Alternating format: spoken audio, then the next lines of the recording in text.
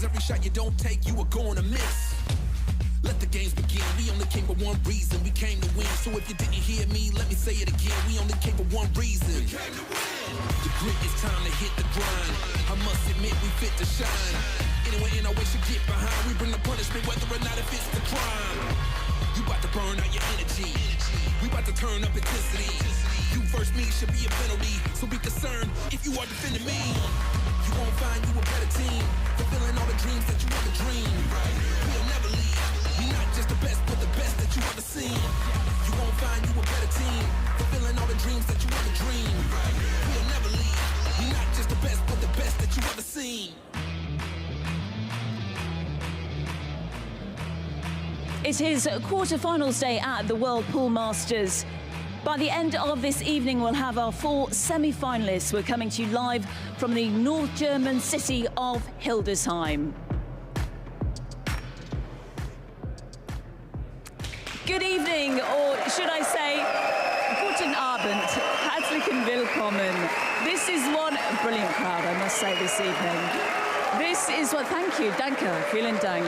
One of the most prestigious events on the tour calendar. They're playing for a first prize of $40,000. We have the best of the best here.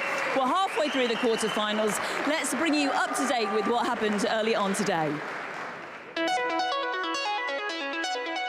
Both players made unexpected errors early on as the first 4 racks were shared. Filler gradually stepped it up, and although Coe was still in it at 4-3 down, the German pulled away, including some mesmerising runouts to reach the hill at 9-3. Coe did get one back, but Filler swiftly made it 10-4 over and out. So the prospect of Pool's most famous brothers meeting in the semi-finals was over, but Ko Pin-yi could still ensure family representation in the last 4, and he dominated throughout against world champion Francisco Sanchez-Ruiz, winning by the eyebrow-raising score of 10-1. Only Shane van Boening 9 years ago has ever successfully defended this title. Ko Pin-yi now just 2 wins away from emulating the American's fantastic achievement.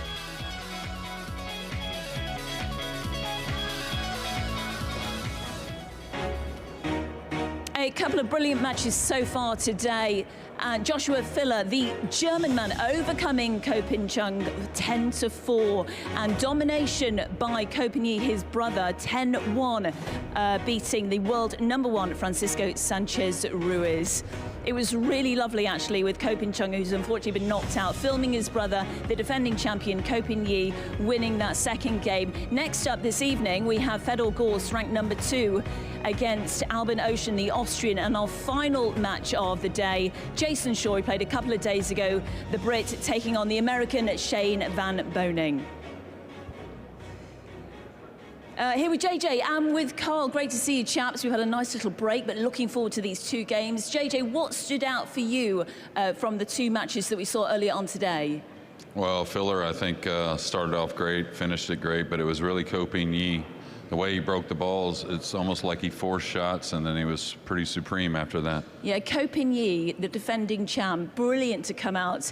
We keep talking about the fact that he's the first defending champ in 7 years to come out and win a first-round match, and now he's through to the quarterfinals. Never easy to defend your title. The only person to have done back-to-back victories, Shane van Boening, back in 14-15. Yeah, I mean, obviously it's not easy, clearly, you know, when they're coming back, but he looks so good. We could have seen an all-Co semi-final, but unfortunately we're not going to see that. Maybe that's a good thing for Ko Pin-yi, because his younger brother usually gets the better of him, to be fair, lately. But, you know, he's breaking really good. His cue ball's looking good. You know, if you beat Ruiz 10-1, you're clearly playing good. Let's talk about the local lad, Joshua Filler, the German, playing on home soil, a winner of this event a couple of years ago in 2022. We spoke to him, didn't we, JJ, after he finished his match today, and he said, you know, he does feel the extra pressure because he wants to win a big event on home soil. But how has he played in the 2 matches that you've seen? Well, I think it was a little bit night and day. I think the only thing he did bad today was his opening break was a little off, but he started to break the balls harder and harder.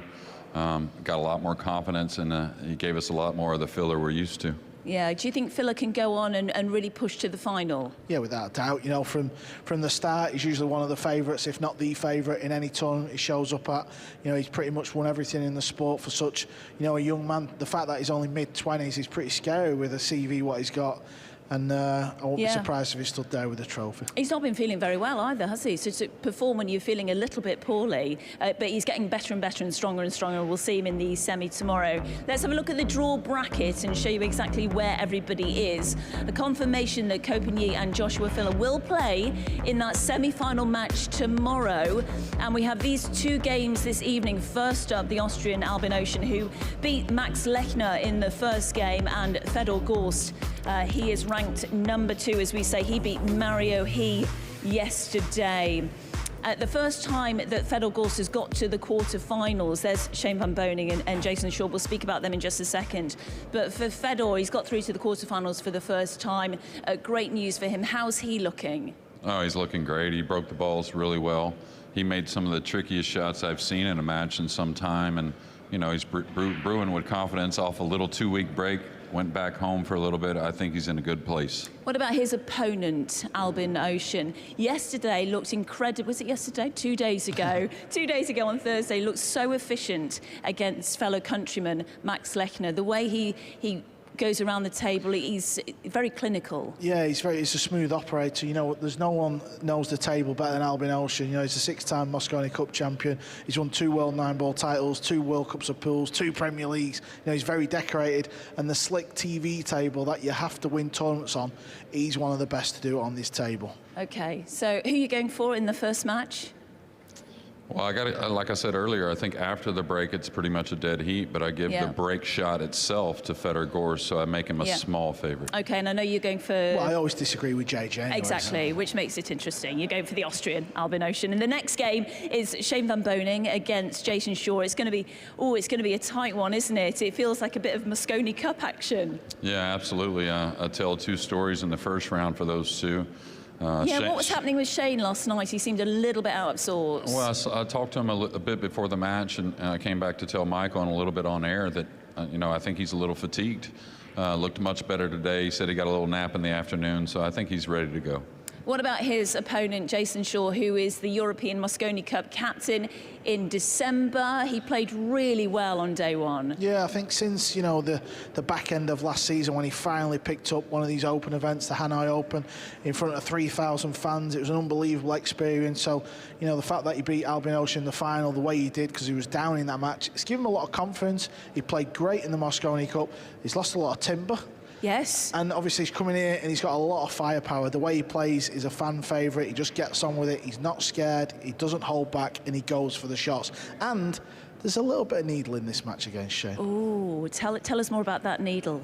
That needling. Well, it's just over the years, you know, they've had a lot of big matches. They've played like race to hundreds, challenge matches. You know, they jibe at each other. So that, you know, obviously Europe v America. You know, that's what we want to see. Yeah, absolutely. So your prediction for match number 2, is it Jason Shaw or Shane van Boening? Well, we know he's going Shane. Obviously, we don't need to ask JJ. Yes, so I'm going to true. say Jason Shaw. I think he's playing great.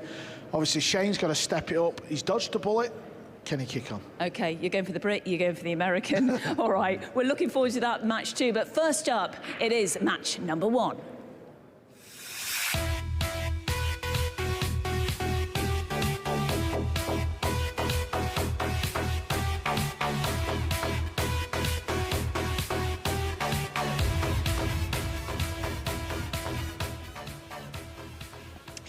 Meine sehr verehrten Damen und Herren, hier in Hildesheim, dies ist das dritte Viertelfinale des Abends. Ladies and gentlemen, here in Hildesheim and watching on your television screens, we come to the 3rd scheduled quarterfinal of the day, the first matchup in our evening session.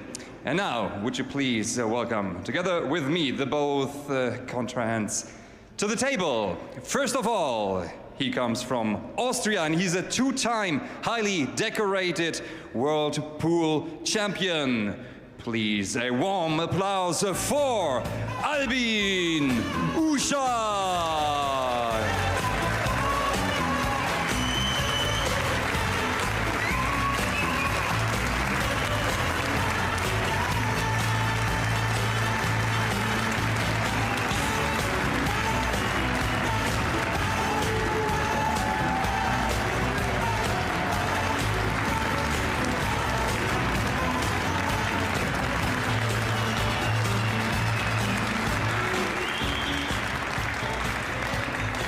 Albin Ouschan.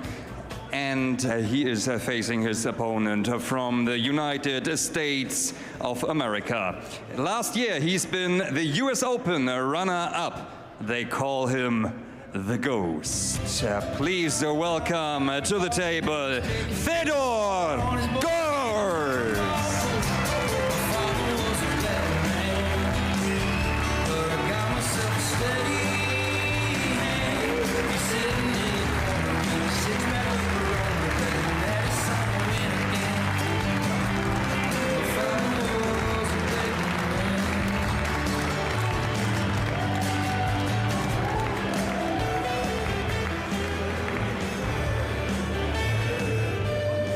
It is our third quarter-final match. Let's get to commentary and join Michael McMullen and Carl Boyce.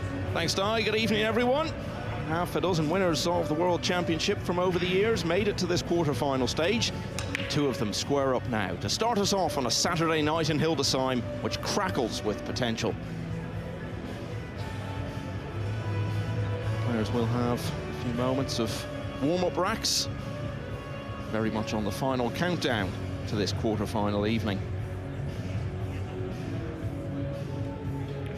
Ouschan, two-time winner of the World Championship, was a match away from winning it for a record-equaling third time.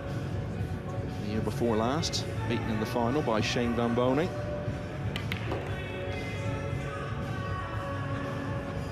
So, while they are warming up for it, let's hear what they both had to say ahead of this last 8 encounter.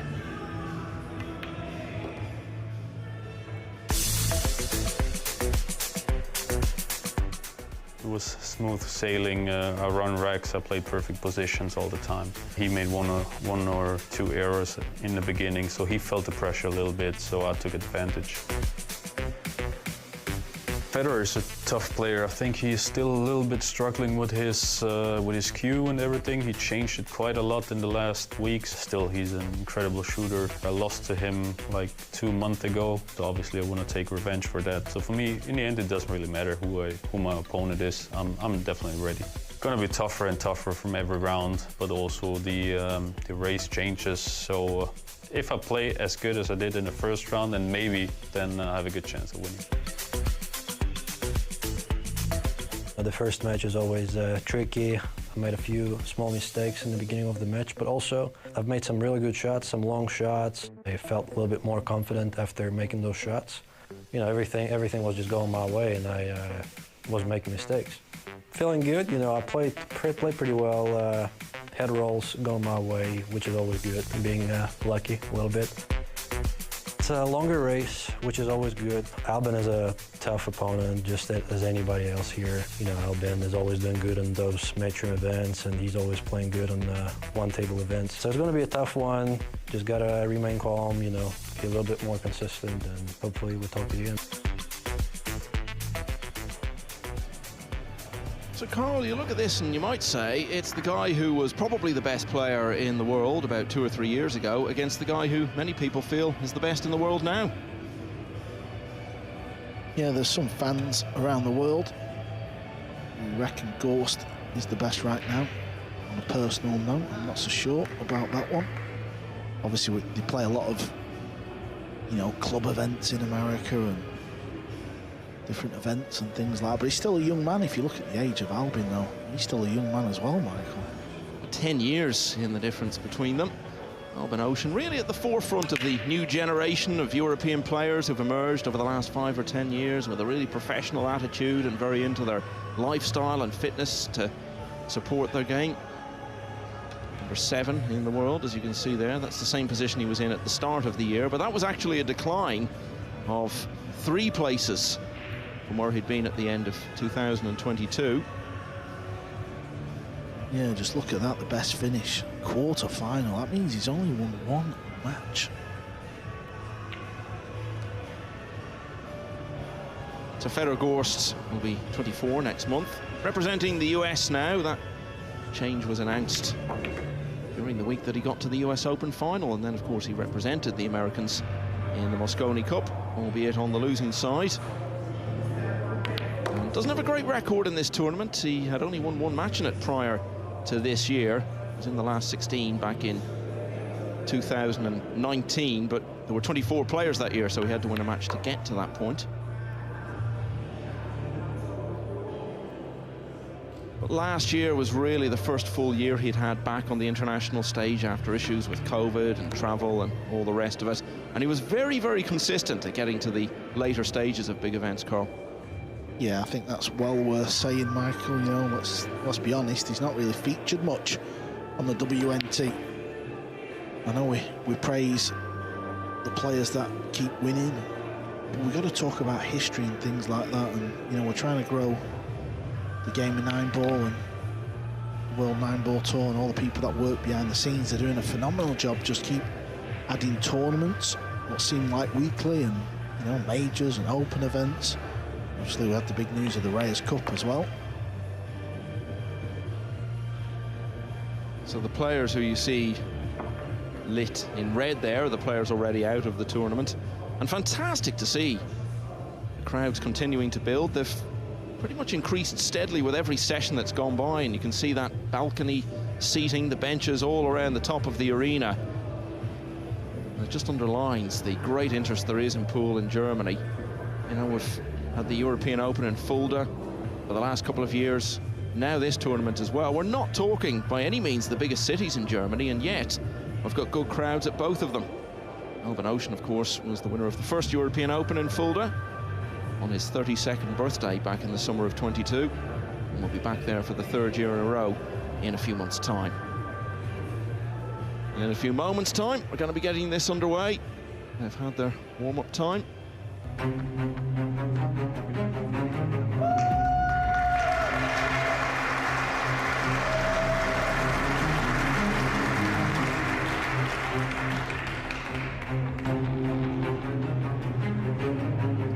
So if you're not familiar with how proceedings get underway in Nineball, this is the lag to decide who gets the break. Basically, you've got to send the cue ball to the far cushion, and whoever brings it back closest to the near cushion gets to start us off. In this case, it's Gorst.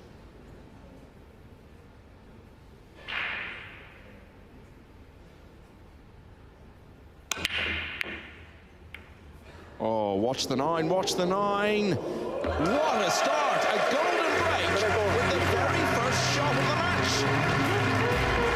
And in basically 3 or 4 seconds, Gorst has opened a 1-0 lead, Carl. Incredible scenes, because he's trying to pop the one ball in the side pocket. You could see it went too low. But as you'll see in a minute, look at the cue ball. Come off 2 rails and cut it in the corner. A little freebie there for Gorst. So again, if you're new to the game, so long as you hit the lowest numbered ball remaining on the table first, any pot is legal and it keeps you at the table. The winner of the rack is the player who pots the 9. And if in the course of all that, you pot the 9 with the first shot of the rack, it's a golden break and the rack is yours. And you know, Carl, a lot of these people, this is probably the first time they've ever been to a pool tournament. What a thing to see on your very first shot. Straight on to rack 2.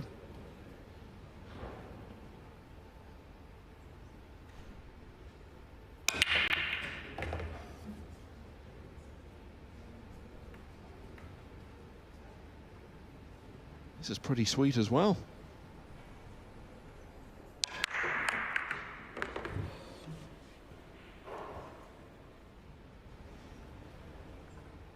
Yeah, you can certainly cut the 2 ball in. It looks like it's going down towards the 6 ball. That's where he's just hanging up now. I suppose at least the red 3 ball's over near the left corner.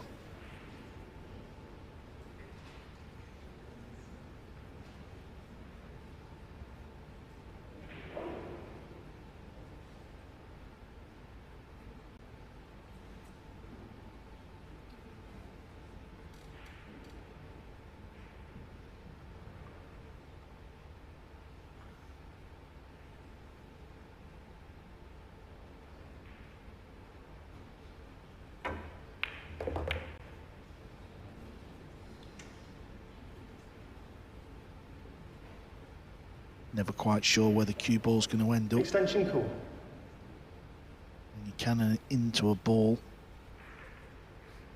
like Fedor had to. So overall, at least he has a shot, so he can't be too disheartened, but it's long. There you see, that's what he's faced with. He'll play this with a little bit of pace and all, so if he catches that left-hand side rail with pace, the ball won't go in.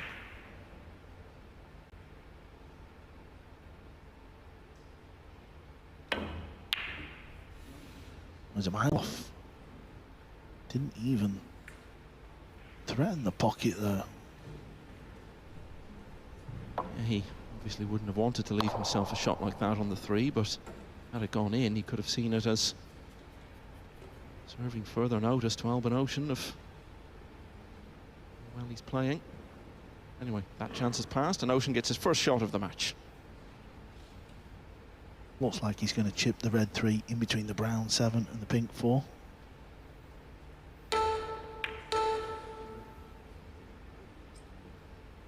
This is what Fedor Gorst will be faced with time and time again. He's a master in the safety department, Ouschan. He really is.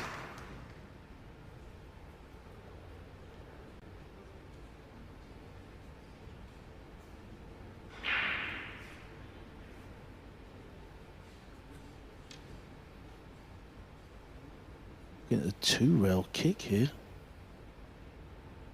Underneath the pink 4. 2 rails. May scratch in the bottom left. And the cue ball was always tracking towards that pocket.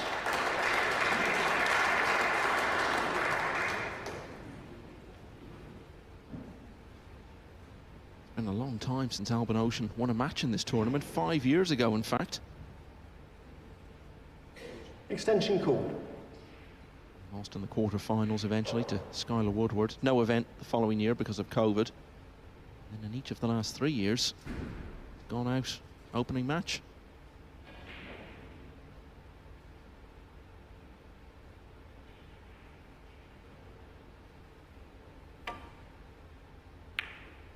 That, of course, was prior to this week. Yeah, so the shot clock situation then, and the rule about extensions. You're allowed 1 per rack, which gives you an extra 30 seconds.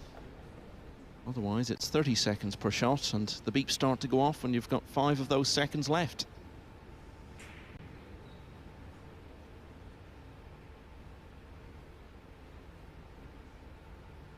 After the break or push out at the start, you get 60 seconds as standard.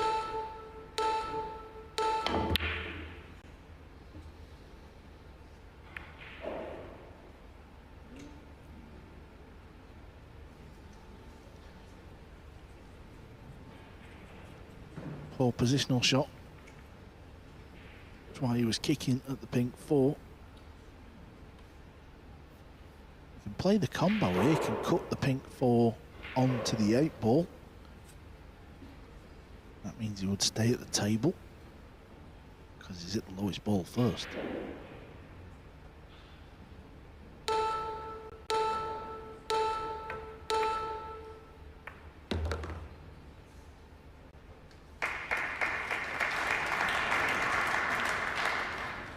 And so often when you play a combination,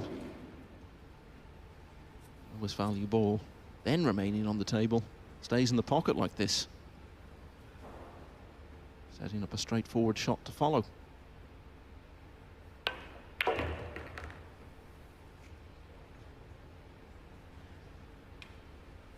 Straightforward is also a term you could apply to what now stands between Gorst and a 2-0 lead.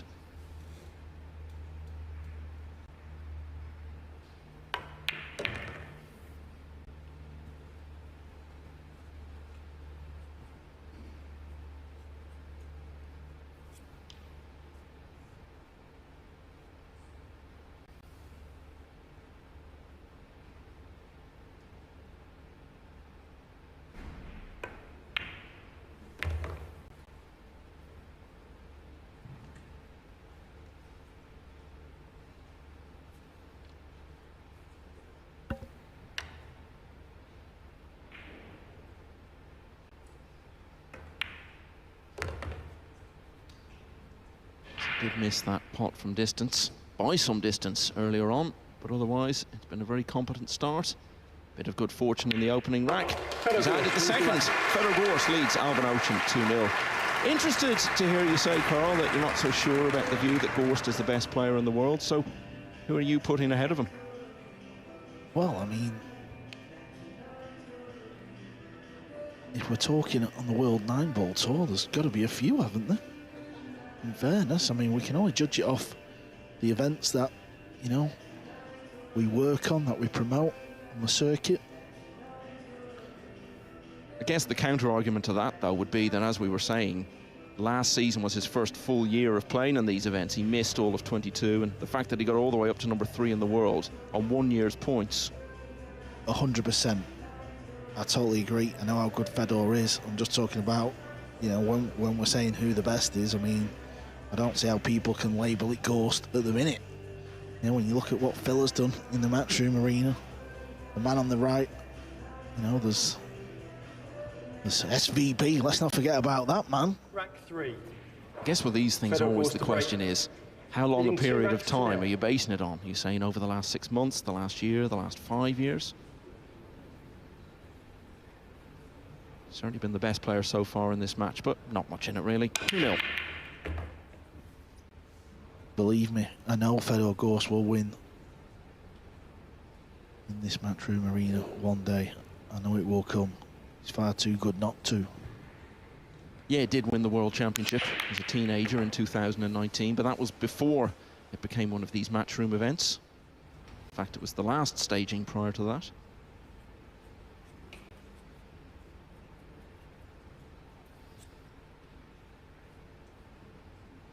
Like all these debates, though, isn't it? Talk about who's the best and who people think. Ultimately, all that matters is results, titles, and in that debate, rankings. And Francisco Sanchez Ruiz, I think you'd find it hard to make the case that he's the best player in the world at the moment, but he is number 1 in the rankings, and that's because he won those 2 big titles within a few months of each other, the US Open and the World Championship, and he's earned it on merit.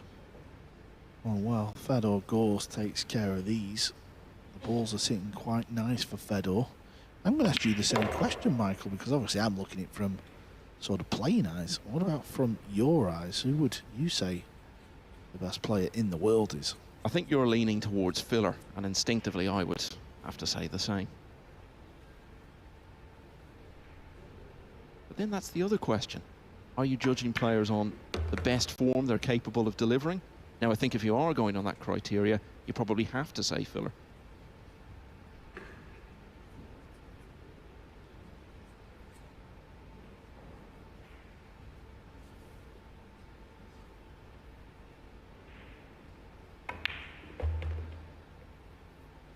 One thing I do know, we're blessed to have so many good players, aren't we? You know, pools played all over the world. I know there's all sorts of different size tables and games wherever you go, but I truly believe, having been around pool tables from the age of 14, I believe Nineball is the most exciting of them all. Look at the number of players who turn up to all these big full field events, probably feeling with some justification that they have a chance of winning one of them, and they can never get anywhere near it, simply because there are just too many other good players like these two.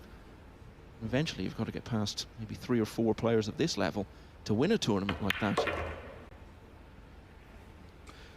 Albin missed a trick in rack 2, didn't he? He had that long 3 ball, and it was the rack when Fedor missed the long 3 ball. Albin didn't miss the 3 ball, but he overrun position by quite some margin, and we've seen what Copigny did to Ruiz. You miss these chances, what you really feel like you should get, you can get severely punished. So all one-way traffic so far in this quarter-final. A golden break in the first rack. A break and run in the third, and he won another one in between. So Fedor Gorst, in very little time really, has established a 3-0 lead.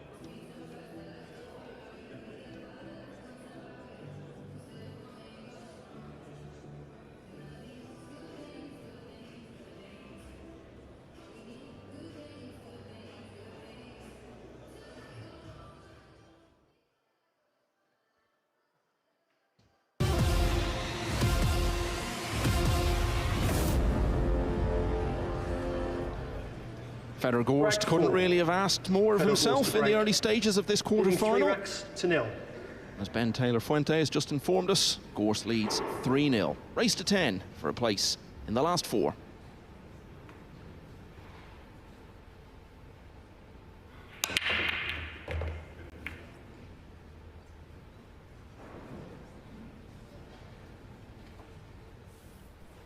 Working pretty well from tonight so far, Carl. But what would you say in general terms about Gorst's breaking ability? Yeah, very good indeed. Consistent, hits the cue ball nice, doesn't hold back as well, gives it, you know, some power. And he makes the one ball a high percentage of the time. Pretty much all about the first shot here, it looks like.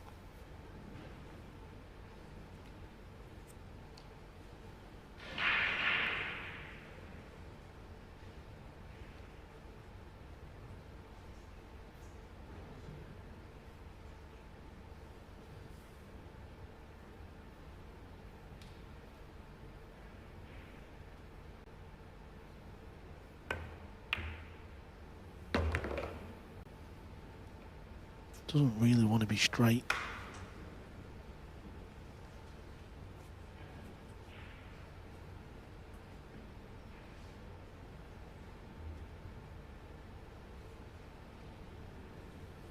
Purple 5 will pass the 8 ball, so it's actually not the end of the world if he was fairly straight.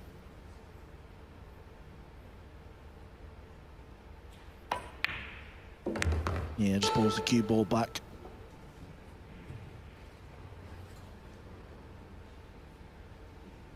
That week in September in Atlantic City, everything Extension seems call. to be pointing towards him winning the US Open. The announcement of him switching allegiances to the US, all part of that. He was playing so well. Established a decent lead in the final against Ko Ping Chung at 6-3. Didn't win another rack. Ko won 10 in a row for the title. Closest he's been so far to winning one of these Matchroom individual titles.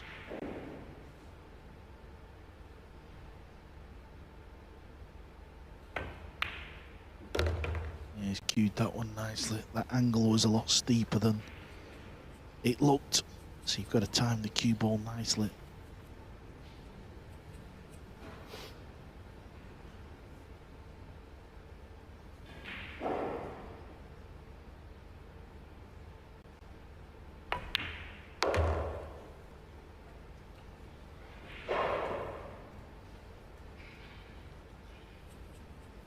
What we're seeing today, unlike SVB versus Dong Kwok Kwan last night, where both players made a lot of mistakes but didn't get punished, today just seems to be a day on the table. If you make an error, you're going to get punished by losing 3-4 racks. It's happened all day, and it's happening here. Albin's getting punished for rack 2. Yeah, and it's just such a strong lineup, isn't it? Top 7 players in the world all got through. The only exception is the man who won this tournament last year, Ko Ping Yi. No surprise at all that it's been a tough school on this Saturday here in Hildesheim. This is pacey, you know. This is way too pacey. Okay. Albin will know.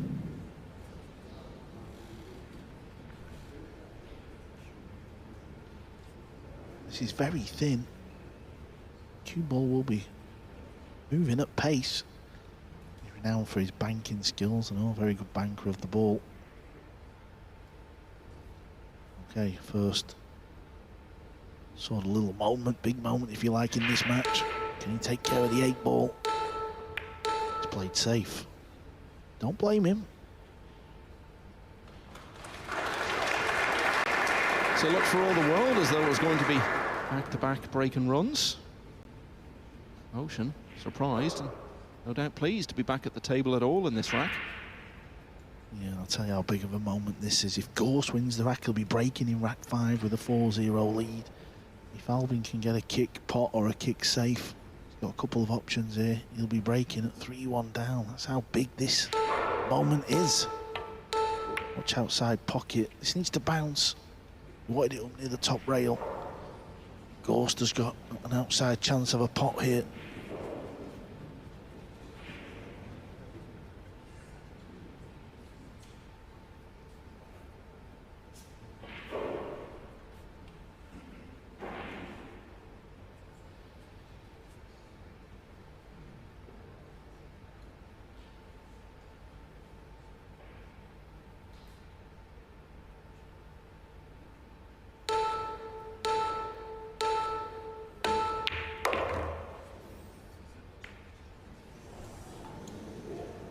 Great pot.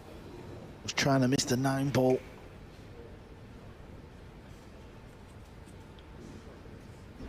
And play the bank in the right centre pocket. Same as before. This is a big moment coming up. If he banks this in the right centre, he goes 4 up. May fluke it in the left centre as well. Take that to the bank. So the door was opened just a little bit for Ouschan. He wasn't able to capitalise though. The shot he played was poor, to be fair, but Gorst still had a lot of work to do. Good shots on the 8 and the 9, and he's now eased in to a 4-0 lead.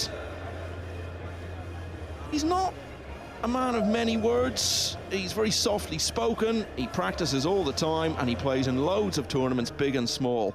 Could you say he's a bit of a younger Van Boening?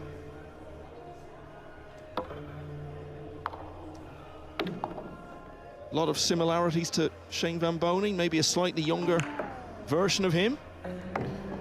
Yeah, I'm not so sure. I think Van Boning's got his own unique style. He uses that long cue, and for me, SVB is the best power play player I've ever seen, where he's got to get the cue ball moving and firing the balls in. I think Gorst is a bit more like Steve Davis, you know, very compact the way he cues. Rack 5. Just in terms of the quiet way they go about their business and their dedication, more from that point of view.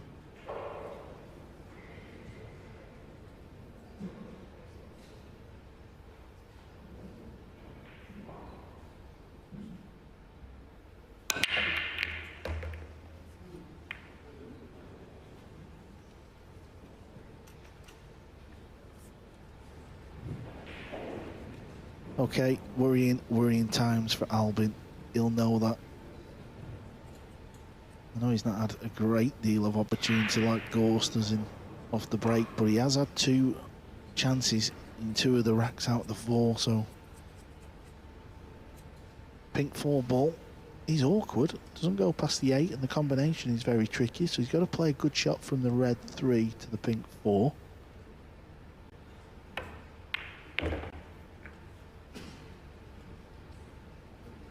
You mentioned Steve Davis there, and Jeremy Jones is actually going to the Crucible for the first time ever on Monday, and he's very excited about the prospect of meeting Steve Davis, who of course he played many times when Steve was a big name in his own right on the 9-ball scene.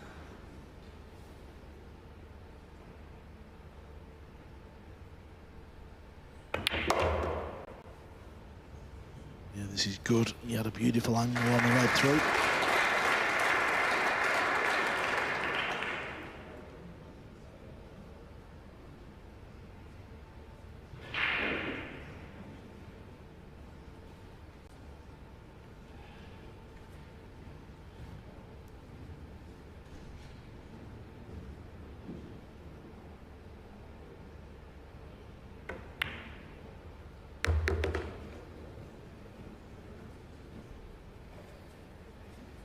Look at that, the total balls potted, and remember, that's allowing for the fact that the first rack was won with only 1 ball potted. So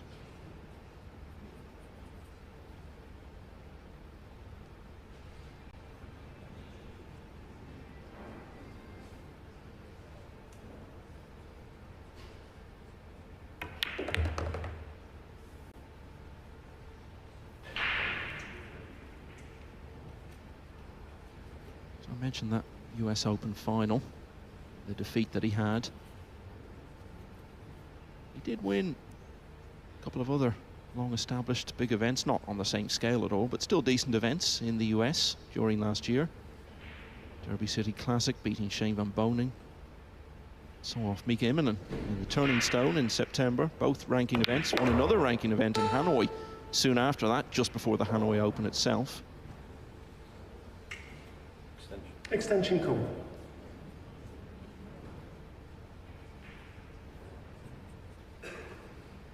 He seemed to lose an awful lot of quarterfinals in the course of last year.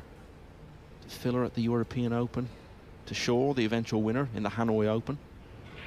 That's the one that disappointed him the most, though, was the Spanish Open, where he was beaten by Pius Labutus, who he would have been a big favourite to get past.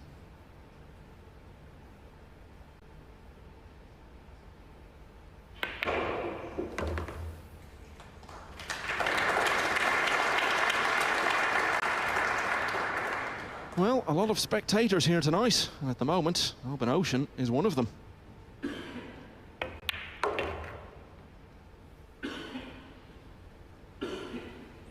This is absolutely relentless stuff. And another fairly perfect rack for Gorst. He's already halfway to victory here. Ouschan looking very concerned in his chair.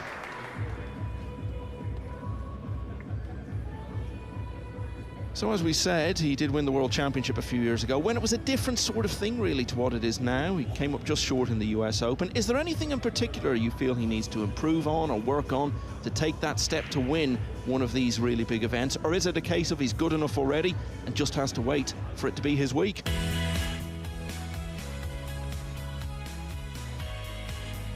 Yeah, I think with Fedor Gorst, at the end of the day, it's a case of, you know, when he's going to be stood there with the trophy. But the good news is, there you see the Matchroom schedule. There's plenty of tournaments to go at. Yeah, the one we've all got our eyes on, the World Championship being played in Saudi Arabia for the first time. It's really not much more than a month away now, and other dates announced already there you can see for the UK Open and the European Open, both in their third year now. The US Open has been around, of course, since 1976. There will be other events of a similar scale announced in due course for later on in the year. And we're all building towards those two big team events, the Mosconi Cup, which has been around now for 3 decades, and the Reyes Cup, which is going to be played for the first time in Manila in October, Europe versus Asia. Fedor Gorst won't be there. He's for the US now, and he's flying in this match.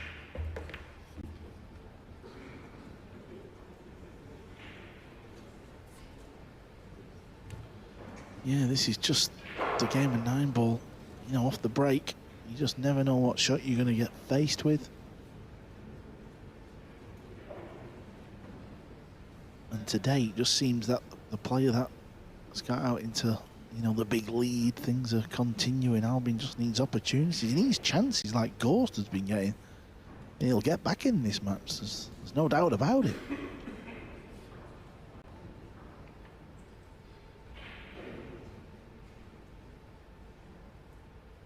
He's playing safe here, trying to get the 2 on the top rail.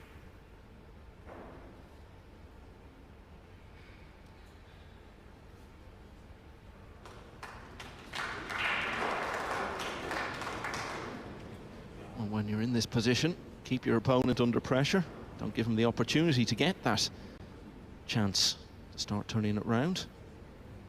Yeah, I always feel like if you're in Albin's position here, just Extension call. forget that it's 5-0. Just, you know, take it in, take the, you know, the facts in that you're 5-0 down.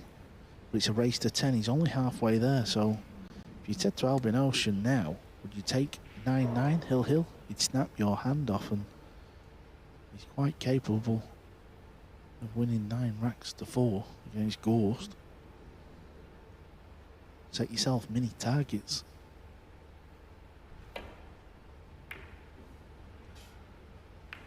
It's gone wrong. Needs to hope the 6-ball is tied up on the 8-ball. It was a really good turnaround against Shane van Boening, wasn't it?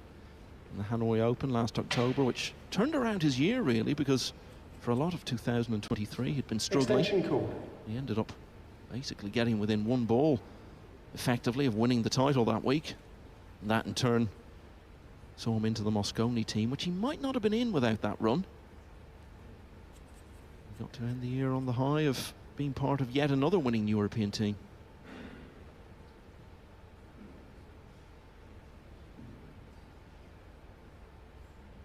6th time he'd done that. And a pinch up at the pocket. Good shot. I think this green 6 ball goes past the 8.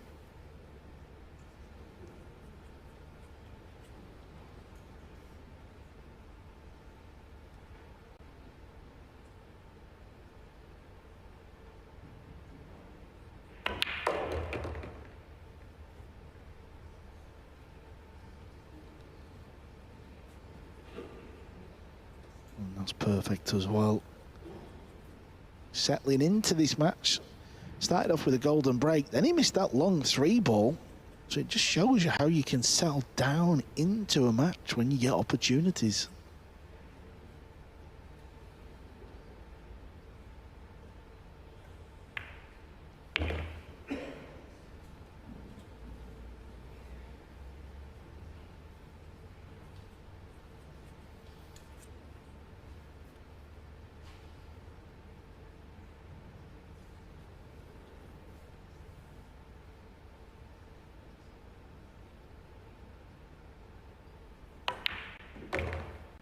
You know, the US were pinning so many of their hopes on Fedor Gorst when he joined their team for the Mosconi Cup.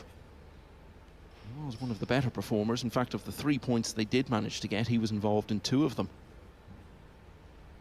Doubles wins with Skylar Woodward and Shane Van Boening.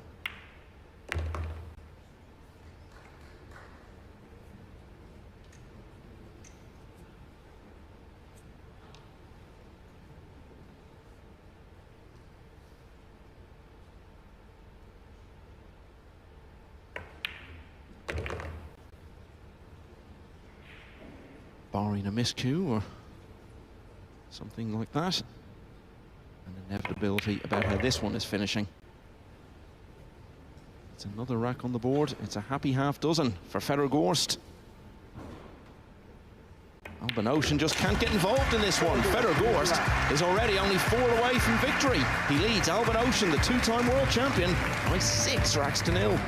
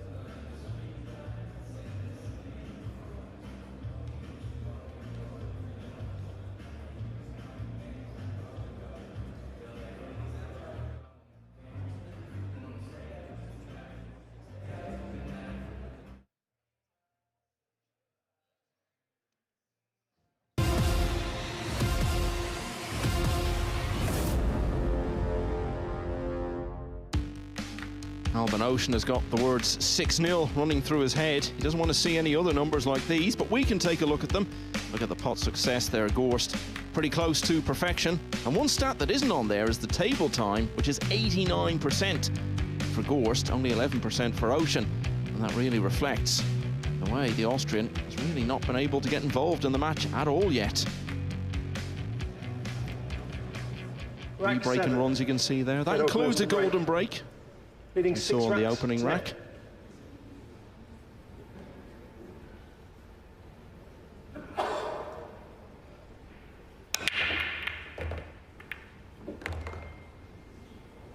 That's what I was talking about, Michael. It's just Nineball.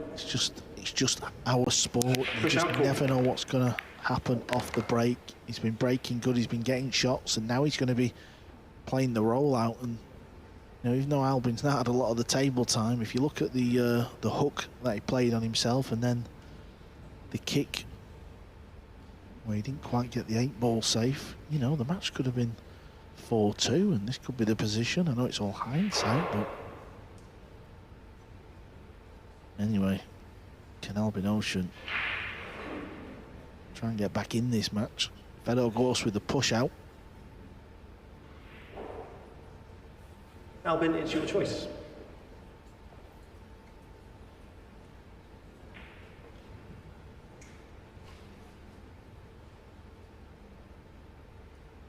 So how do you read the situation facing him here? Yeah, you can see the right edge of the three. I'm sat up in the gods, and I'm right behind the cue ball.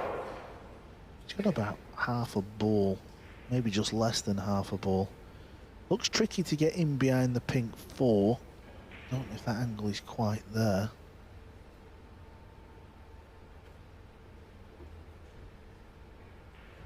Just looking at, can he bank the 3 over onto the right hand side rail and use the purple 5 as cover as well? I think he may give this back. He's down having another look. Or is he playing it? Playing the shot. Yeah, he wasn't happy, you know, and the reason why is because he knew he couldn't really get safe, but what he has done is made sure he's found the top rail. Leave the 3 in the middle of the slate, middle of the table, and he knows it's not going to be easy for Gorst to pop this ball and get on the pink 4.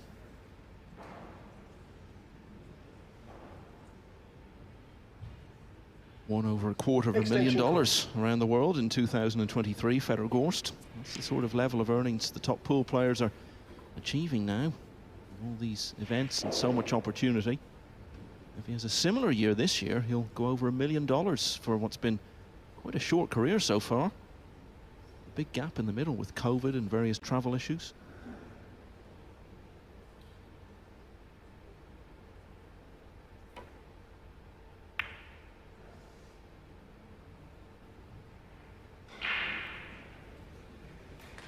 It's a good shot. Albin can only see a slim edge of this red 3, and I mean it's slim. So hitting it. Extension call. Doesn't really offer much, does it? So you might have to kick off the left rail.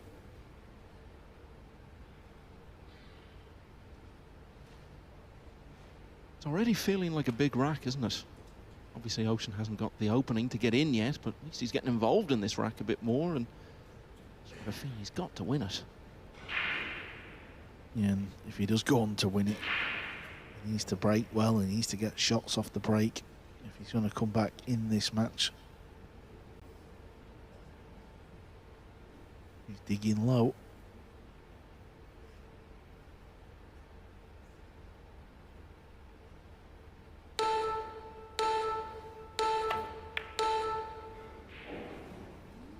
Good effort.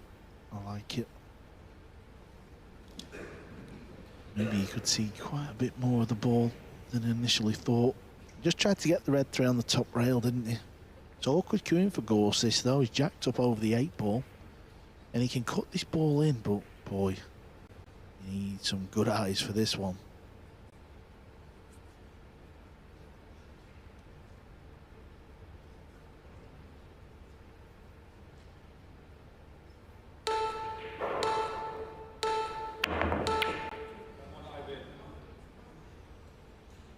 It's the red 3-ball again in that pocket, and is it just Gorst's day? He's not left anything easy. He's got a real tricky combination to play here, Michael.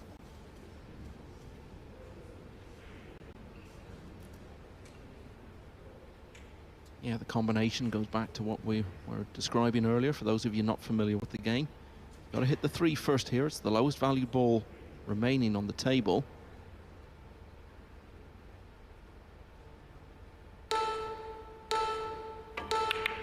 But having done that, potting the 6 via the 3 is a legal pot, keeps him at the table, and in this instance, it provides him with a chance to finally get a rack on the board. First ball he's potted, not far short of half an hour of play. It's a great little stat, that. I always thought that wouldn't be possible in the game of pool. I know you see them stats come up in snooker a lot, don't you?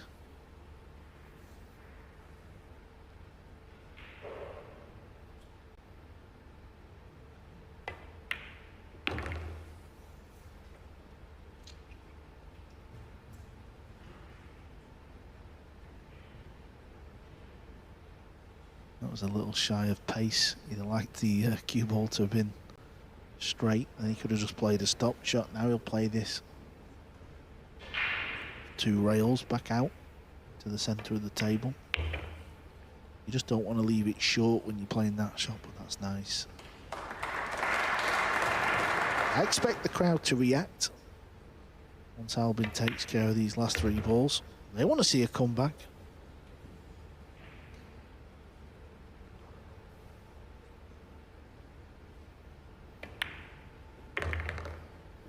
So in the end, Ouschan actually had a little bit of good fortune that he was left the opportunity to play the combination off the back of Gorst's miss.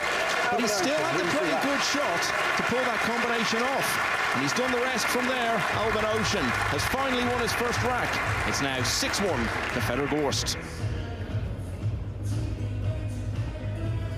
Let's have a quick look over in the practice area, because we do have another match coming up later on tonight.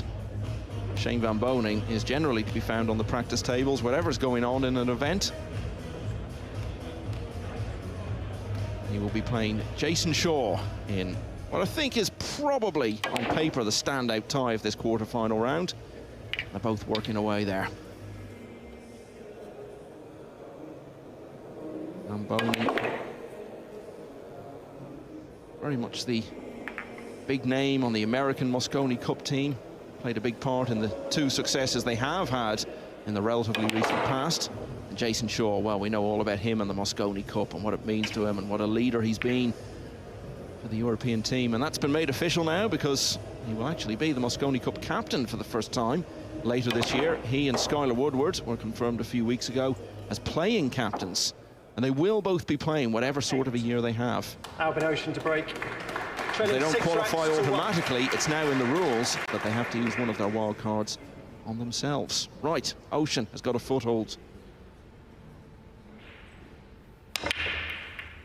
Needs balls on the break though, Michael. He needs balls on the break. Well, it's not going to help your campaign.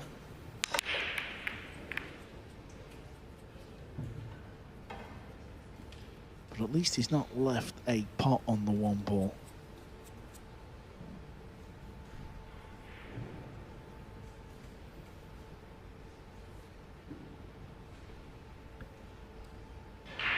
Given the score, you know, Carl, I think I've been very disciplined not to have mentioned up until now that this is a meeting of my pre-tournament tip for the title and yours. You went for Ouschan at the start. Well, I did like SVB, to be honest, at the start. Yeah, but Jeremy always takes him. Yeah, I know, he stitched me up there, didn't he? But after Shane's match last night, maybe it's a wise move that I picked somebody else. But he's still in the tournament. He lives to fight another day. Yeah, and I know Jeremy was saying, actually, that Van Boening was still struggling a bit with the after effects of a lot of travel recently. So maybe, having had a day's rest, we might see a different SVB tonight.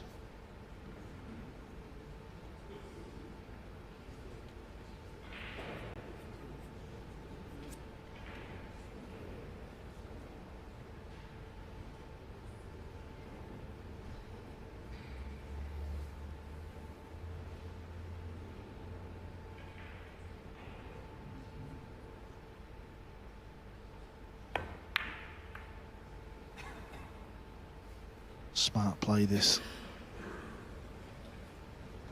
Using the 5 and the 9 ball. He knew he couldn't avoid the cannon on the 7 ball, so he knew the cue ball would stay over in that corner of the table. That's what he can see on the 1 ball.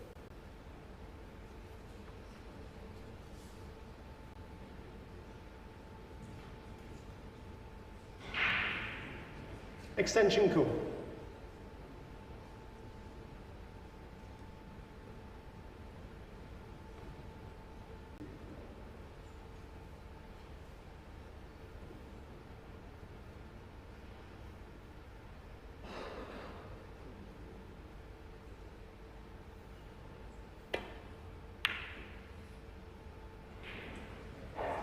Again, the 5 ball, the purple 5 and the 9 ball, using as blockers.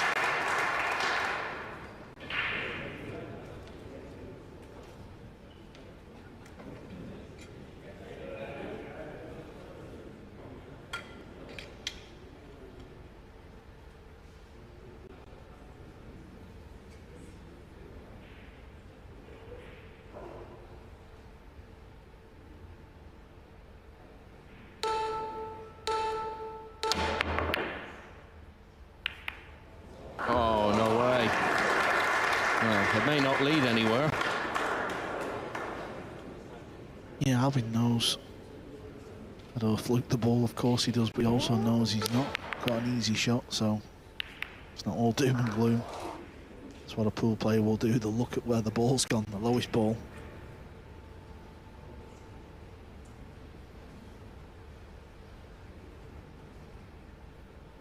Always one of the most difficult safety shots.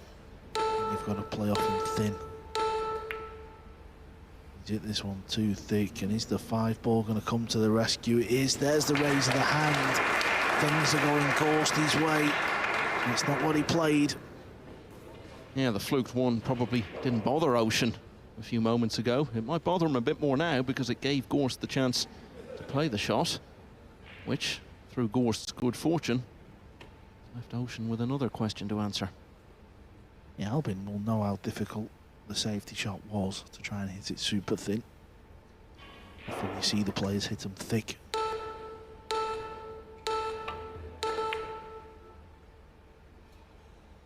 Well, the purple 5, Michael, the purple 5 is causing problems in the middle of the table. I think we need to hire that purple 5 as a security guard.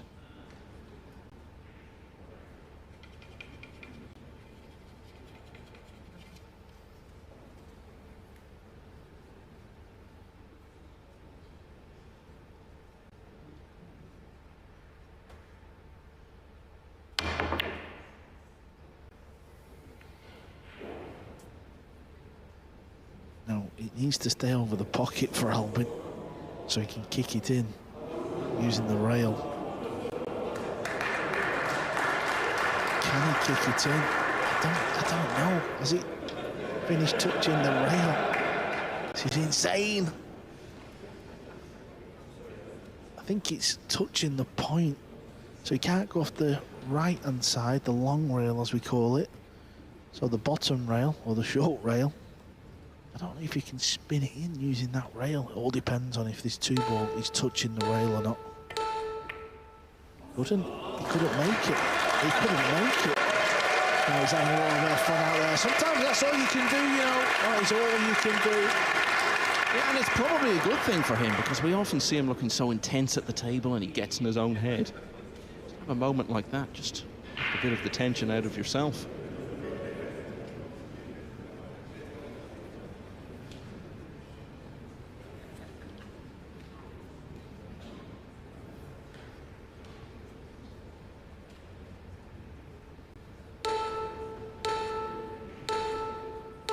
What's going to happen here? No, he's not fluked the 9. I can't look. No.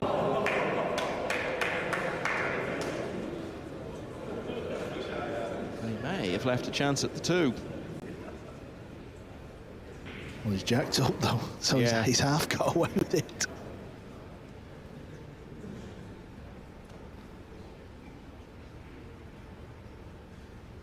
Even when Ouschan is being thrown a piece of fortune here, it's Not a full piece of fortune.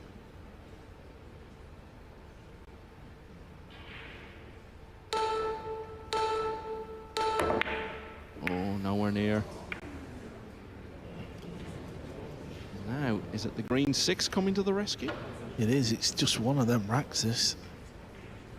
Albin needs the luck, not Gorst. Getting it, but, you know, he's renowned as the best player with the short stick.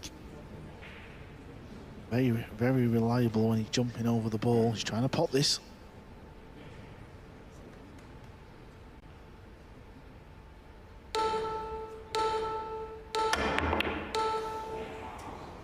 Too thick. Oh, he's not, has he? This has been the craziest rack of this year's Masters. Nobody can get an open look at the 2 ball. And it's the 5 ball again.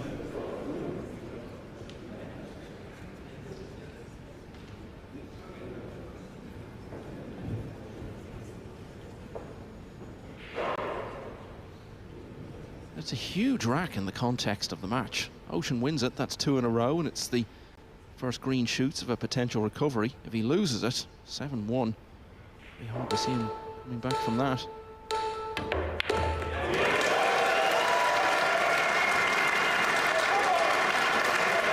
He's potted it, but he's hooked behind the green 6. Wow. Even Germany's own Joshua Filler will do well to get a cheer like that in this arena this weekend.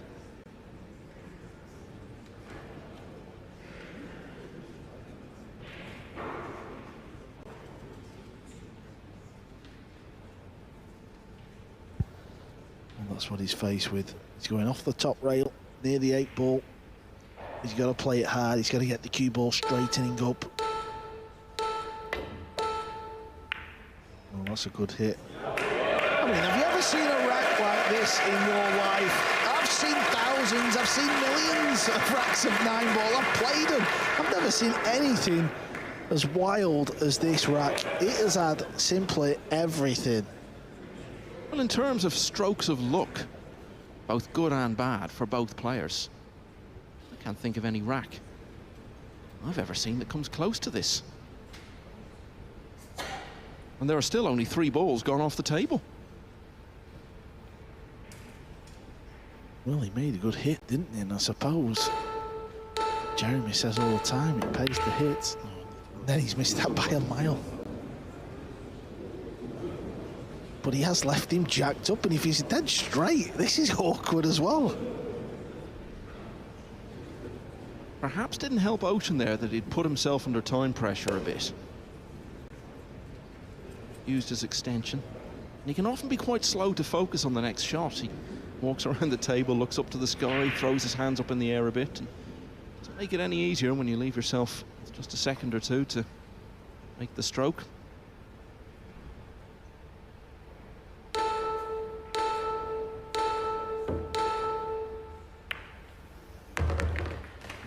Nice, smartly played. He knew he couldn't do anything with a cue ball, so just try and roll the ball in the pocket and leave yourself a long shot.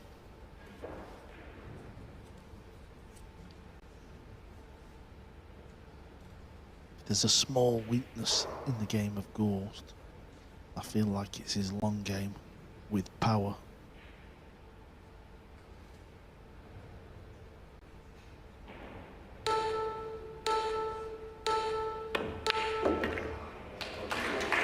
Potted it right off the right jaw. Yeah, that was a quality strike, and after everything we've seen in this rack, it's now looking more likely than not that it's going to end the same way as almost every rack which has preceded it.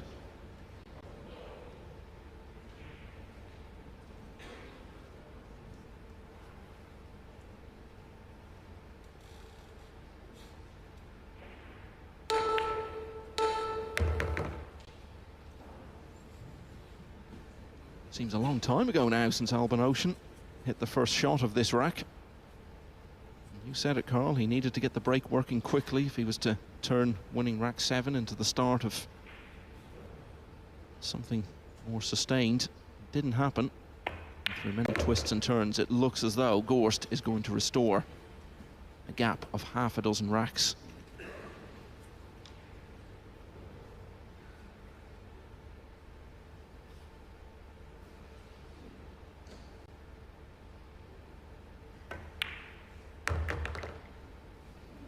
So coming up to 12 minutes this rack has been going on.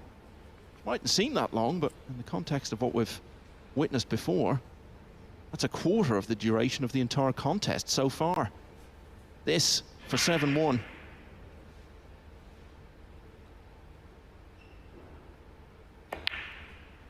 What a wild and crazy rack of pool that was. But in the end, it's gone the way of Fedor Gorst. And he's only 3 away now from making it through to the last day of this World Masters.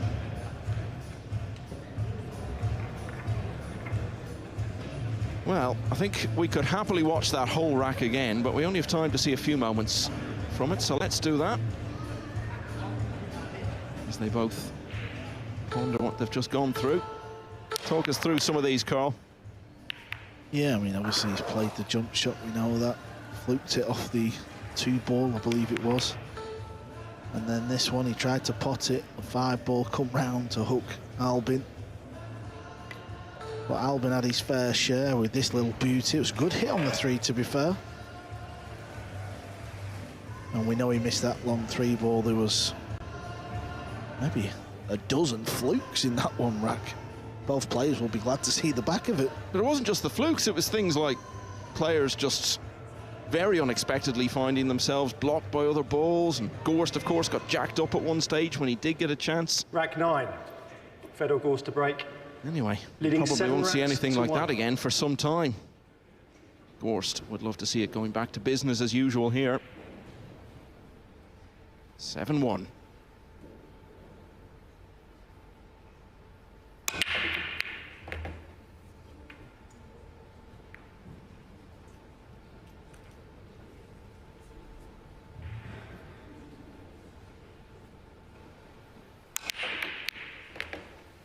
Really has been breaking well. He broke well in the first round match against Mario Heat, and he has kept that breaking up. He's made the 1-ball consistently.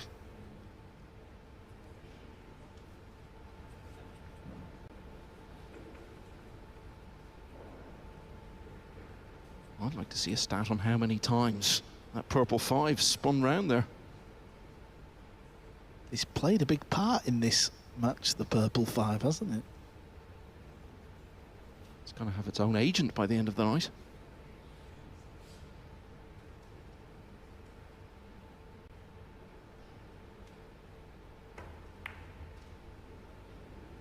He's chopped it in nice there, hasn't it? The 6-ball goes as well. I know I'm looking a little bit ahead, but I'm just trying to see if Albie's got any hope in this rack, and I don't believe he has. It's been one of them days, I said before. Previous 2 matches this afternoon was pretty much one-sided, wasn't he? And the players making mistakes, sometimes you get punished and sometimes you dodge a bullet like SVB did last night. But pool fans around the world, Michael, will be glad he dodged a bullet, because what a blockbuster match we have to finish off this evening's play when SVB takes on Shaw. Yeah, that was the one we all saw, wasn't it? We assessed the quarter-final lineup. May not have to wait too long to see it now.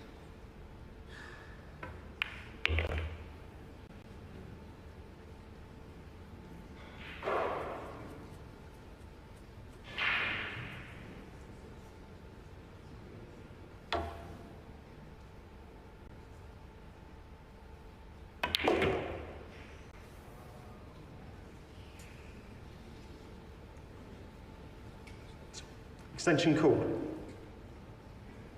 Now, one of the local television companies where Federer lives in the US went round his house a few weeks ago. I don't know if you saw it, Carl. They produced a lovely feature with himself and his girlfriend, Christina Tkach, who's a very competent player herself. And just to hear the two of them talking to fine young people, it's just a wonderful thing for the image of the game. Yeah, we're talking about the young players at the top of the sport. Gorst, he's dating Christina Tkach, one of the young female players who's, you know, near the top of the tree in the ladies' game, a little bit like Pia Filler and Joshua Filler. And you've got Tyler Steyer and Margaret Vefalova. So you pronounce the second name. Well, you're part of a Q Sports power couple yourself, Carl. Yeah, but we've got age, that's the problem. Well, Annette played at the Crucible, of course. She was one of the top lady snooker players in the world. Yeah, twice she played there. There must have been some buzz.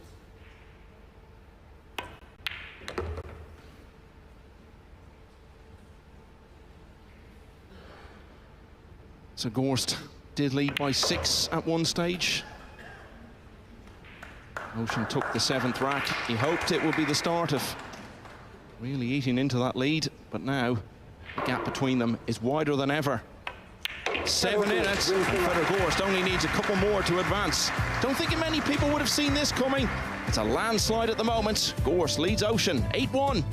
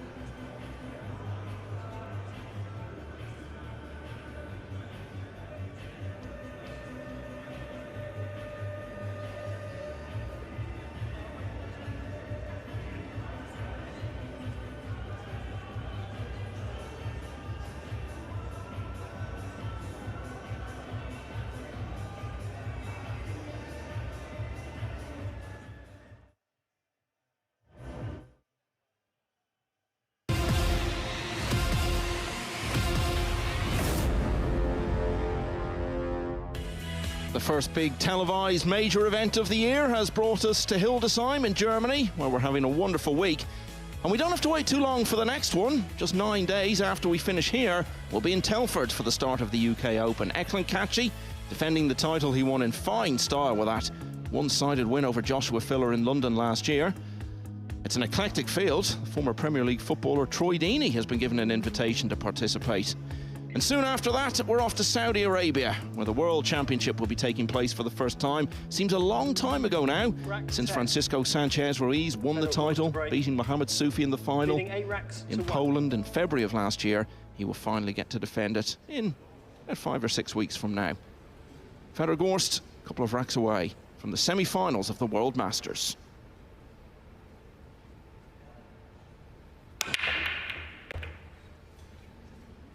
I was looking at the 9-ball because you got the 9-ball moving, didn't you?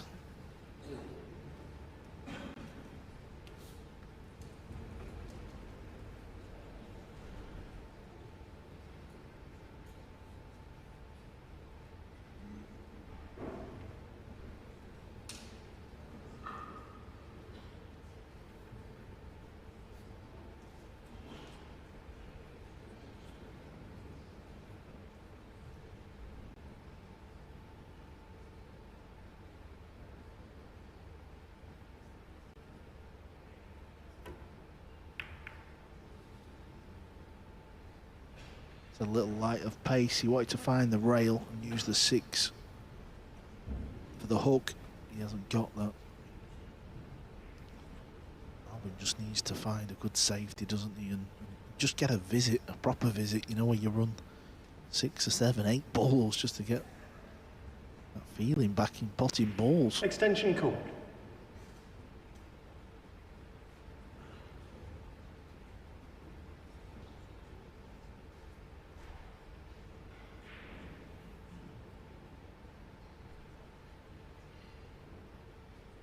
In his opening match, he played his good friend Max Lechner, and it was Ouschan who was 8 racks to 1 up before Lechner staged the fight back to 8-6 and missed that 3-ball to make it 8-7.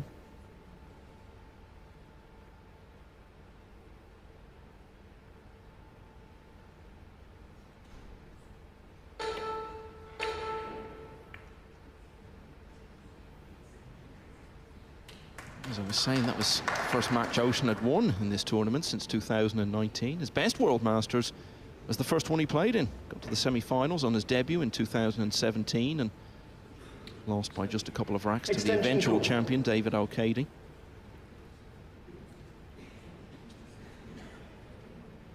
Gorst's first match against Mario He was behind early on, 3-2, but then won 7 racks in a row. That was that.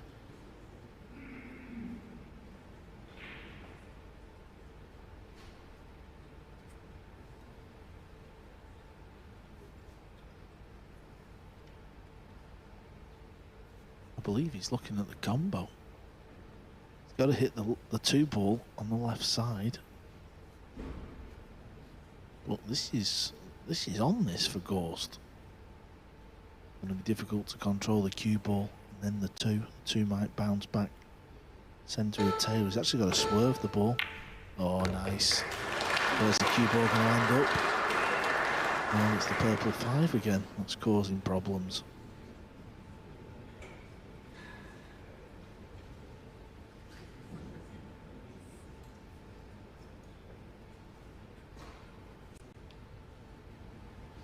Speaking of Q Sports power couples, as we were, it's Joshua Filler and his wife Pia. Well, they know we're looking at them. Josh had a bit of an accident earlier today, actually. After his match, he bumped into an old friend and they leapt in the air to greet each other and fell down about 3 stairs. He was sitting with a big ice pack on his foot for much of the afternoon, but I believe he's okay now. That's the version of events I heard anyway. Well, just make yourself at home, fellas. Just need a blanket. Well, we are in Germany.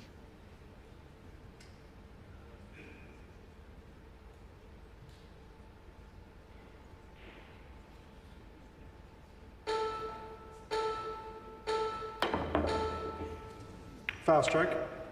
Ball in That will hand. frustrate him.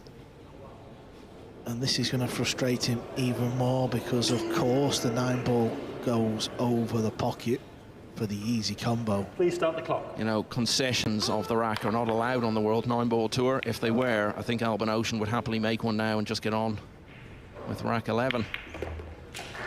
And there it is. So Fedor Gorst, in a fairly anticlimactic end to that rack, really, arrives on the hill. It is 9-1. It's the nature of the sport, though, isn't it? You probably see this more often in pool than in any other sport, where a real top player ends up losing a match by a massive margin. Yeah, the scoreline always looks big, but it doesn't really tell the full tale of a match, does it, in pool? You know, Gorst goes on to win 10-1. There's always a lot more behind the scenes to what has happened. Well, it was Ko Pin-Yi last year, wasn't it, who went out of 2 consecutive Matchroom Open events on a scoreline of 10-0 against different opponents. And look at the year he had.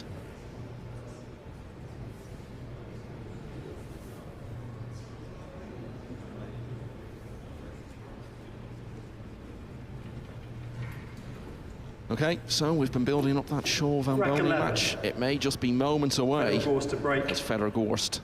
On the hill, leading 9 racks There's to only 1. one more. Golden break to start. How about another to finish?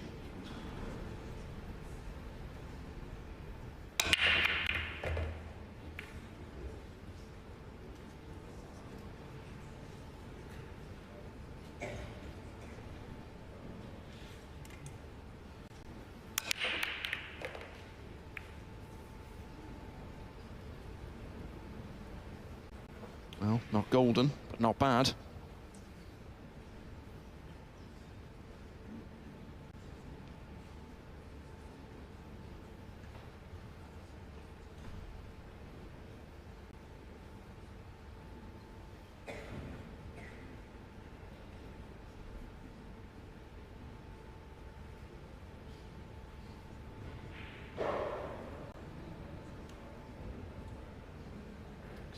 Extension called.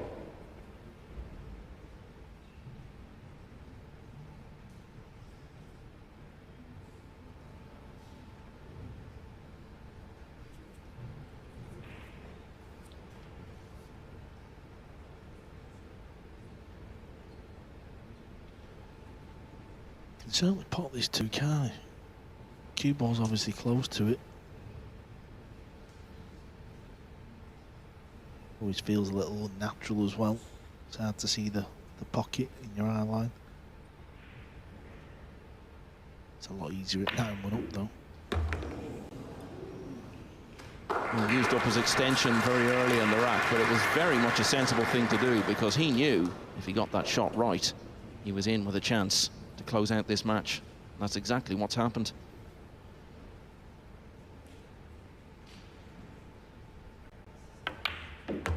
He's a fairly intense figure, Albin Ouschan, and very analytical as well, but I don't think there'll be a great deal of soul-searching for him after this one because he's not really got into the contest and had a huge amount of opportunity to do much about this.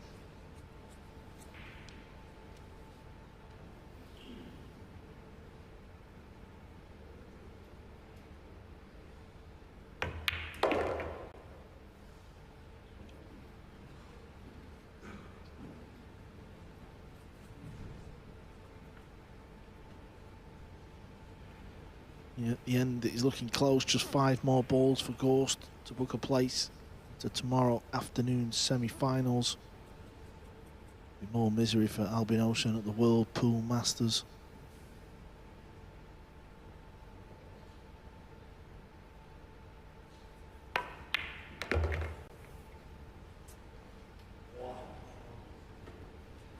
Yeah, Ouschan actually did pretty well in his first couple of appearances, a semi-final and a quarter-final, not a bad return, but as I said, after that, he hadn't even won a match in this tournament until this week.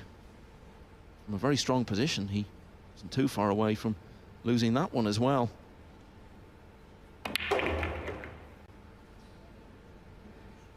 Federer Gorst had never been to the quarterfinals of the World Masters before.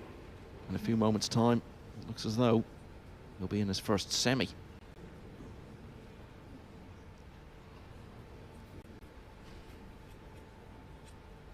He'll just simply draw the cue ball back in a straight line.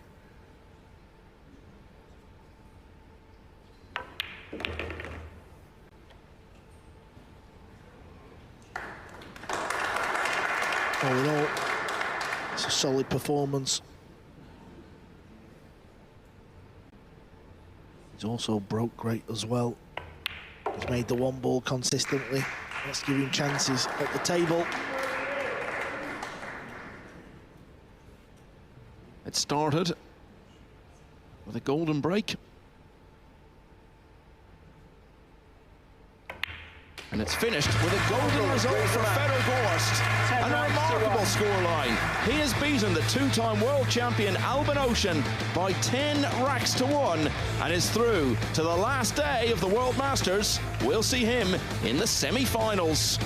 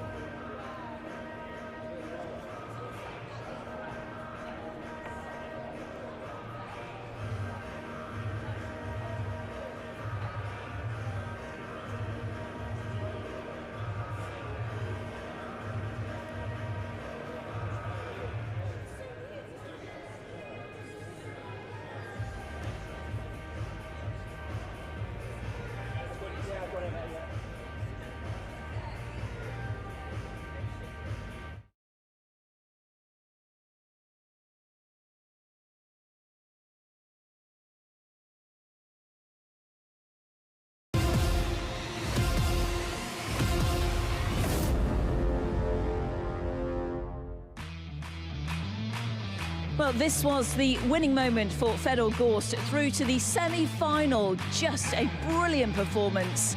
Skill at the highest level. Tactically brilliant. A great celebration there. Overcoming Albin Ouschan, 10 racks to 1. Some of the match stats here with Carl, and what stands out to you, Carl, from there, apart from it being absolutely brilliant from Fedor? Well, there's a lot of zeros on Albin's side, obviously, but I think the break and runs, he broke very well, didn't he? And obviously he's won 10 racks and 5 a break and run, so 50%, so I'm sure that'll please Fedor. Overall, solid performance. I know there's a few rolls either way, but, you know, sometimes that's just the way the game is. You get the bad rolls, you get the good rolls. Solid performance, I thought.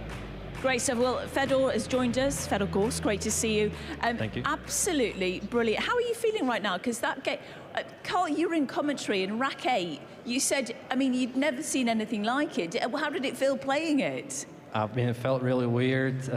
Every time we missed, the position was so weird that it was amazing. I mean, it sort of flip-flopped, didn't it, in terms of luck and skill and what was going on in that? Yeah, like this one ball, I missed it bad, and then fluked it in, and then wow. The safety on the 2 ball was a fluke as well. I got lucky like 5 times. Then this shot, I hooked him behind the 5. That's amazing. And then he kicks it in, gets hooked again. It's crazy. Yeah. Then he kicks this ball in. It's, I mean, like 6, 7 consecutive shots back to back, crazy. Albin was laughing around the table as well. We don't often see him that animated. Yeah, obviously we didn't see the 3-ball then, but Albin missed it. And because he was frozen out the match, he didn't have much table time, it's just hard to get the back arm going, and that was the case. Yeah, the momentum, you kept the momentum going, but my goodness, you started brilliantly, then we had that racket drama, and then you finished it off so professionally. How are you feeling right now? You through to the semi-finals for the first time? Feeling very well. I mean, my break was working. I had kind of easy layouts today, so thank God. Yeah, well, that's because of your skill level. He's brilliant, isn't he? Yeah, that's obviously just the nature of the sport. You know, sometimes you're going to break, you're going to get a shot at the lowest ball. Other times your opponent is. Other times after that, you're going to have to play push-outs. But he's through to the semis. Fedor, how bad do you want to win one of these tournaments in this setting? Yeah. I mean, it would be amazing. I'm knocking on the door. I mean, I've been knocking on the door for a while already. It would be nice to win this one. You certainly have. You're going to play the winner of the next game. You're going to watch the next game, I presume. It depends. I mean, if the bus is leaving in 15 minutes, then I'm leaving. Okay. Well, we'll possibly watch it. Shane Van Boening taking on Jason Shaw. Who would you prefer to play out, the American or the Brit? I would prefer to play Jason. Why is that? Just, I don't know. Be honest, pal. You want revenge? You beat him in Hanoi. I'd like to beat him. Yeah, Jason beat him Hanoi Open. He wants revenge. I know he does. Yeah, Jason Shaw took the Hanoi Open title in October 2023, beating yourself. So, yeah, there's always that niggle between players, isn't there? We have a little beef going, yeah. Yeah. What is he like to play against? How does it feel when you walk around the table and he's in the chair? I mean, I think the rivalry is always good. Doesn't matter. I mean, in the sport, it's always good, and you know, on the table we're enemies, but outside we're decent. I mean, we're fine. Yeah, you're focused for this one, aren't you? Yeah, I am. What are you going to do before the next match tomorrow? Just the same routine I always do. So nothing unusual. What is it? I have plenty of rest, and then go back to the practice table and practice those shots that I missed today, and hopefully work a little bit more on my break, and tomorrow hopefully the break is going to be working the same. So. Well, Damen Hochland, as we say here in Germany, but you were absolutely brilliant. 10-1. It was a sensational performance. You through to the semi-finals. Good luck tomorrow, whoever you face. It might be Jason. It might be Shane. We're going to be... Either way, it's going to be tough. So. It's going to be tough, isn't it? Great stuff. Fedor, fantastic. Well done. Confirmation of the results. You can go and have a little rest now. Thanks for your company. Give them a round of applause, ladies and gentlemen. Confirmation 10-1, and our next semi-final is Shane Van Boening up against the European Mosconi Cup captain Jason Shaw. And here is what the draw looks like. Copenhagen, the defending champion, he won earlier on this afternoon, beating the #1 ranked seed Francisco Sanchez Ruiz, and Joshua Filler, the German lad, the local, who's got so much support here, beating Copenhagen's brother, Kopin Chung.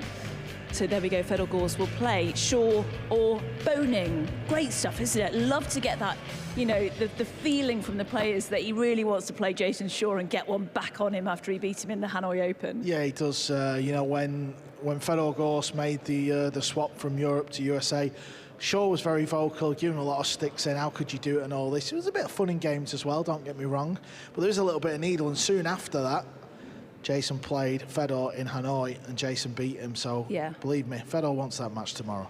So we've got two world-class players, two more world-class players. We started with 16, we're down to 8 now. Well, we're down to 3 now, aren't we? And we're down to 5, in fact, but we're going to be down to 4. You'll get that. Just, you know, maths was never my strong point. We've got Shane against Jason. Who are you going for? I'll keep it simple. Oh, I don't know. I mean, it's just so tough. I think if you're going off form in this event, the way Shane played last night, he's got to turn it around. He's got to turn it around a lot. Shaw looks fantastic. I want to see Shaw v Gorst tomorrow. I'm going to go with Shaw. You're going to go with, okay, Jason Shaw you're going for. He was really impressive on Thursday, came out and dominated, didn't he? Yeah, he did indeed, and I think he's going to get the job done.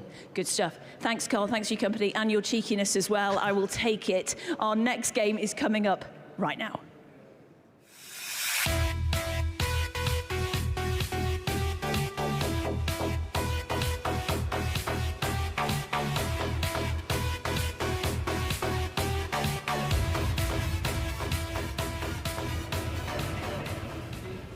Meine sehr verehrten Damen und Herren, dies ist das letzte Viertelfinale der Whirlpool Masters. Ladies and gentlemen, here in Hildesheim, Germany, and watching from your televisions. We're looking for the last of the 4 semi-finalists. And right now, please welcome the 2 sportsmen to enter the arena. And we will start with our first competitor. He's from the United Kingdom and the 2023 Hanoi Open Pool Champion. They call him Eagle Eye. Please welcome with a warm round of applause, Jason Shaw.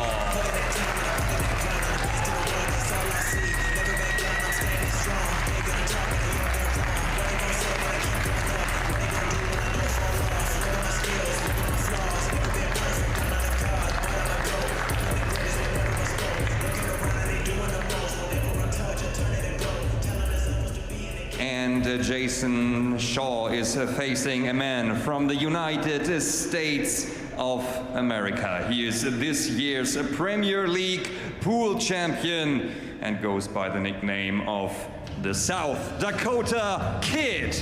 Please welcome Shane Van Boening.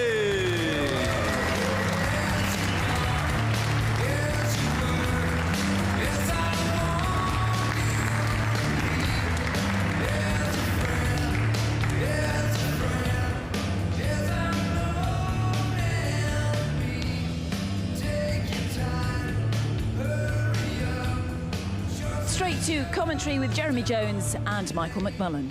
Yeah, thanks once again, Di. We used to have a thing at the Moscone Cup called the Fans' Choice, where supporters around the world would decide who would line up for Europe and for the US in a particular match.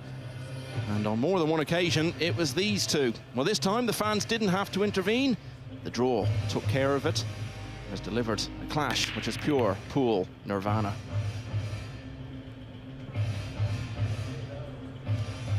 So a couple of minutes of practice, as is standard now on the tour for these guys. And while they're doing that, we'll hear what they had to say before the off.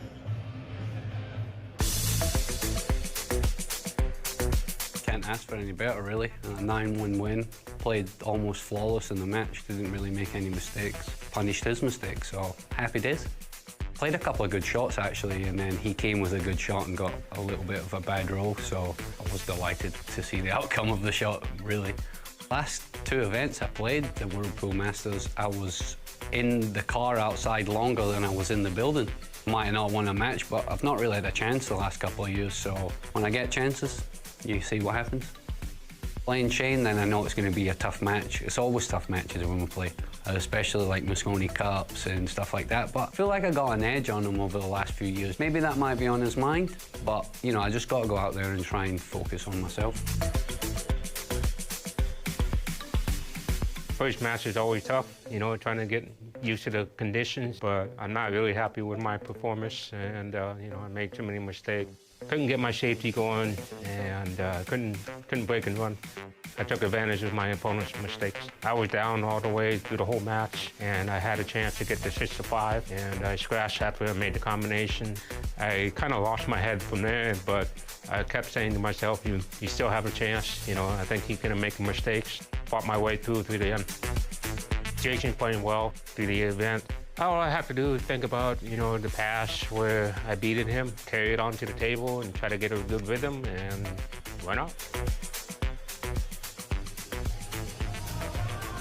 Outwardly anyway, Jeremy, they're very different personalities, but how would you compare and contrast their styles of play?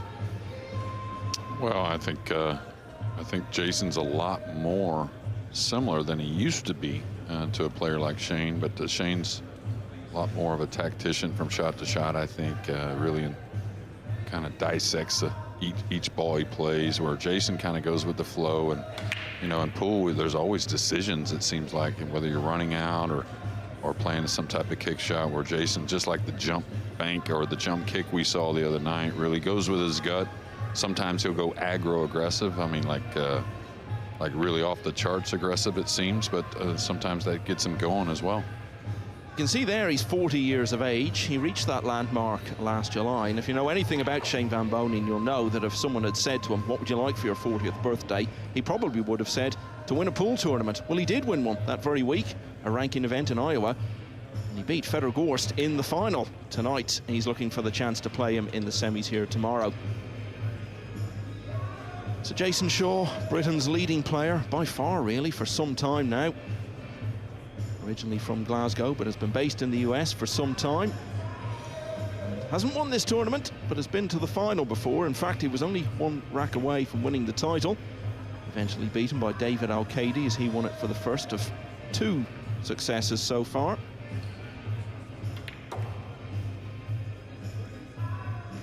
He's had his problems this week because he's been battling a lot of back issues recently, so he's taken to doing a lot of swimming to try to deal with that, and he's lost a huge amount of weight as a result, and he's feeling great from that point of view. But I was talking to him at length the other day, and he was telling me he's had a really bad injury to his foot that's been troubling him. He's had to go and have it seen to a couple of times. Didn't seem to affect him greatly in his first match, though. Lost the first rack to Lucius Yap, but then won 9 in a row, had a golden break along the way. And what a contrast to last year, when Shaw was beaten 9-1 in the first round by Ko Pin-Yi, who went on to take the title. Van Boning's first round match here last night, it's full of drama. 4-0 down to Duong Kwok Hwang. Got back into it, but later trailed 8-5, had to win the last 4 racks and managed to do it. The only hill finish we've seen so far in the tournament. And really, Jay, it's been a day of fairly one-sided matches. But I think if there was ever going to be one that was going to turn out differently, you would think it would be this one. We see Jason's wife there, Ara, sitting next to the fillers. Yeah, our big support for Jason, and just a super nice lady, and what a host they were at the PLP, her and her family, and of course with the entire pool room staff there at US1 Billiards. It was a great 8 days. Of course, Jason didn't have the best of PLPs, but the man he's playing, he sure did show off.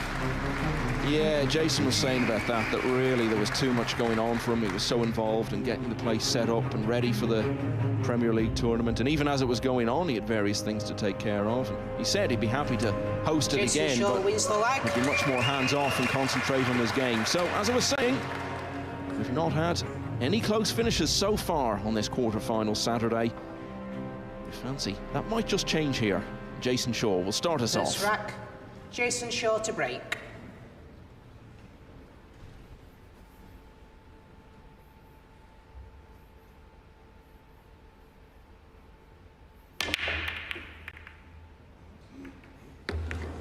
Foul shots. Ball in hand. Yeah, we'll get another look here in a moment. Jason's going to pay attention as well, seeing if he caught the 1 a bit thin. Start the clock. The 9's in a nasty spot near the side pocket. And I wouldn't really say he caught it too thin, really. Just a kind of a nasty kiss off the bottom of the 9. But a difficult layout even with ball in hand. Now, I always say that I think Shane may be still the best player in the world when the ball's laid tough, and we're going to get one to start here. Now, a lot of players would say, why would you even take on this rack with a 3-foul possibility? You know, 3 consecutive fouls by the same player is a loss of game, but these players are so good at escaping. You would rather take your percentage play on trying to clear the table and maybe, you know, making a decision to play safe later in the rack. Now, the 3 is the real problem. If it doesn't go by the black 8, that being the red 3. Okay, he didn't touch the 3, so it must play. Elevated near the 2, though, so should be able to play it in the corner.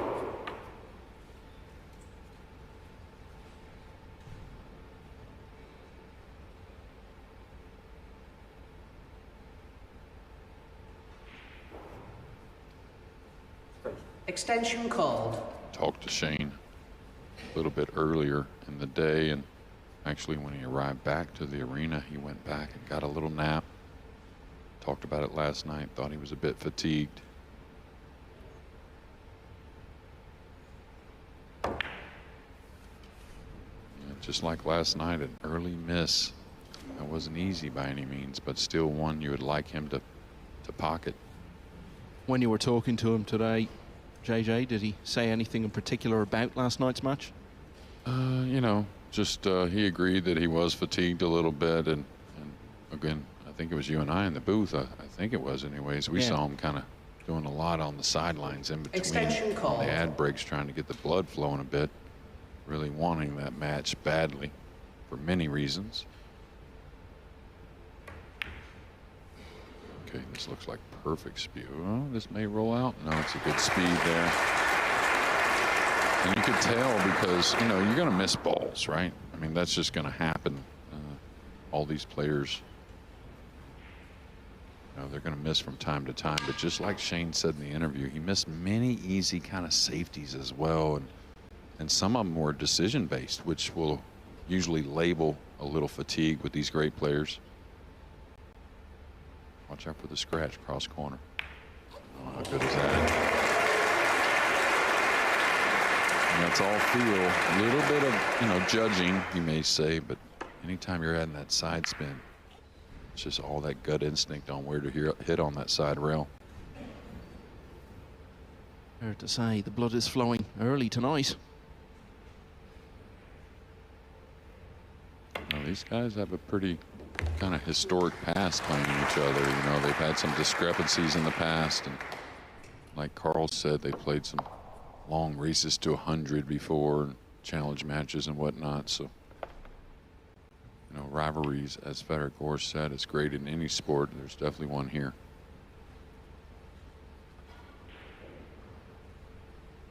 And you see that 9-ball, he was kind of sizing up, just because no matter how you play it, if you try to get above it for the corner, upper corner, you have to have a pretty good cue ball. If you're going to play it down in the lower left, you know it's going to be a difficult shot no matter where the cue ball ends up. Now you wonder, is there any way to take a chance to open the 9 off the rail somehow? You know, the 6 is over the pocket, the 7's kind of over the side. Just don't really see something that's not a bit risky. I'll tell you one he could play.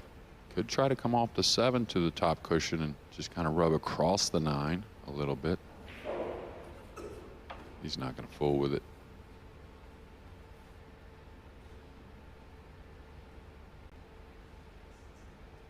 I'll tell you, just like any sport, you know, the adrenaline gets going, right? But when you make a great out, no matter what it is, kind of sets you up and just gets you that extra boost of confidence.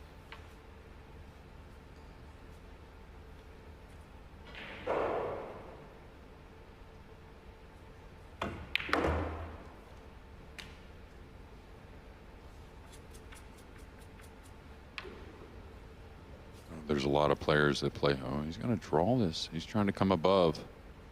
One thing he wants to avoid is something steep, or he doesn't want to be frozen on the side rail. Anytime that point is right there, though, it can be a little tricky.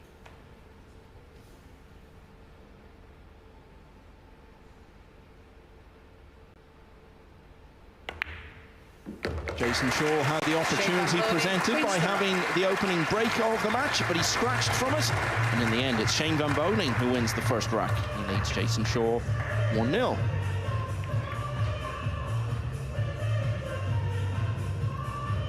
Yeah, we talk about these two as big names in Mosconi Cup history. Shane van Boening last year actually equaled the record for the most Mosconi Cups played in for either side with a total of 17.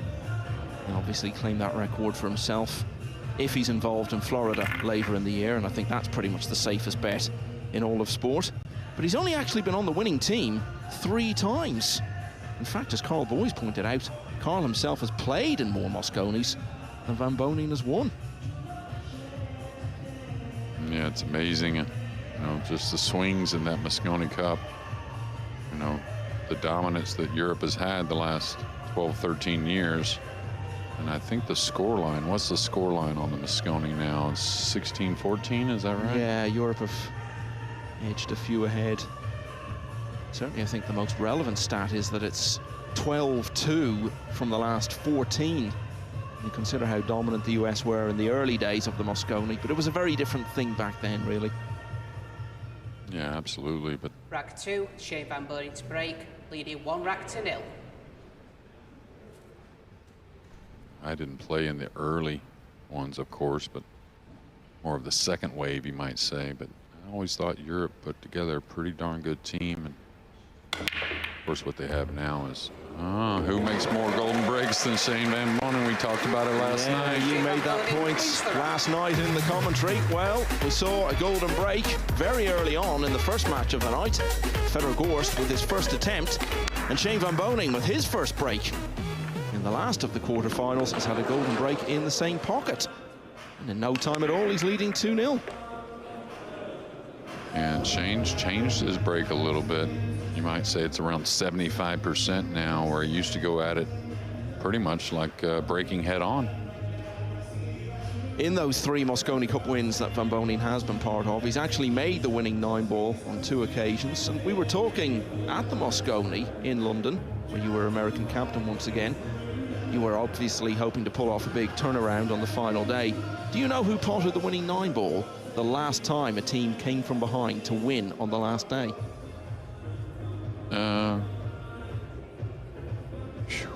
Take a look in the mirror.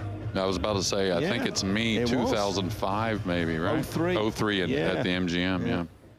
I was hoping it might be an omen for you on that final night at Alexandra Palace. Yeah, it was a funny night the night before. We didn't know what to do. The team, we were down 8-6, if I remember, and we decided to go to a Shania Twain concert and have a little fun, and got some late tickets. It was an incredible night, and the next day was even better. Lucky enough to win that, make that winning 9-ball a couple times, actually, both there at the MGM. I think that was against Marcus Chamat, I believe I was playing. Is that right? I think so, yeah. Sounds about right. The next one in 05 was Thorsten Holman, I believe. Well, a dry break after a golden break, so here's Shaw's chance to get on the board.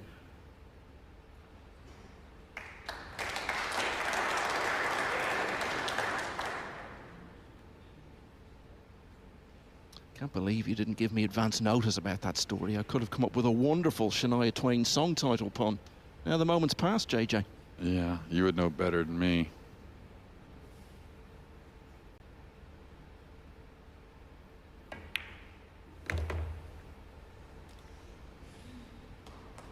It's funny, I can't remember the name of the artist, even though I know who it is. You would certainly know because he's English. He's kind of like the English Elvis from back in the day.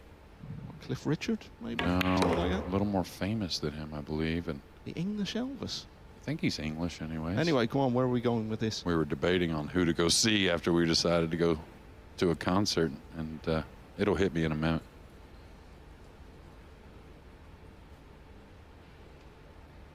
Yeah, it was Tom Jones. Oh, you've upset a lot of people there. Tom Jones is Welsh. Oh, my bad. Yeah, he's their pride and joy.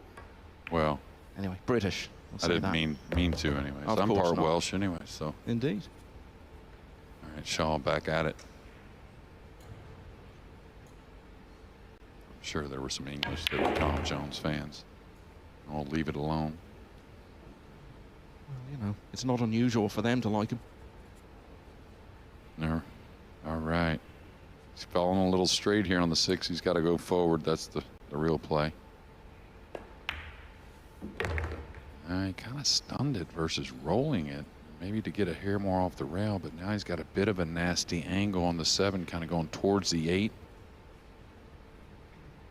Many players play with somewhat of an extension. These two play with the longer extension, and both of them have kind of toyed with it in the last 6 or 8 months, playing with it or without it. I think it's there to stay now for both.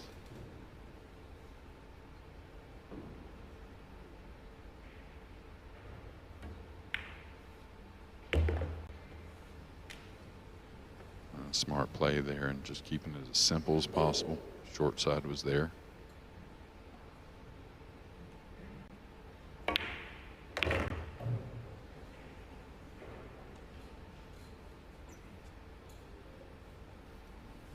They've had it all already in this match. We've had Shania Twain, we've had Tom Jones, we've had a golden break. We've also had 2 racks for Shane Van Boening and now 1 for Jason Shaw.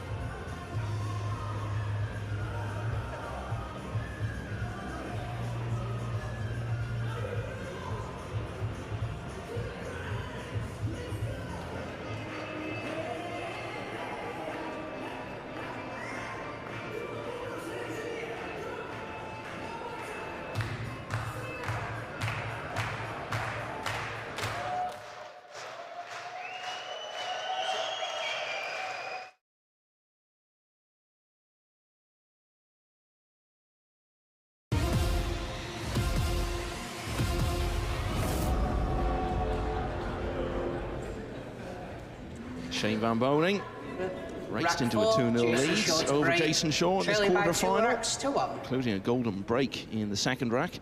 Jason Shaw has got on the board now after Van Boening had a dry break in rack 3. So Shaw breaking now at 2-1 down.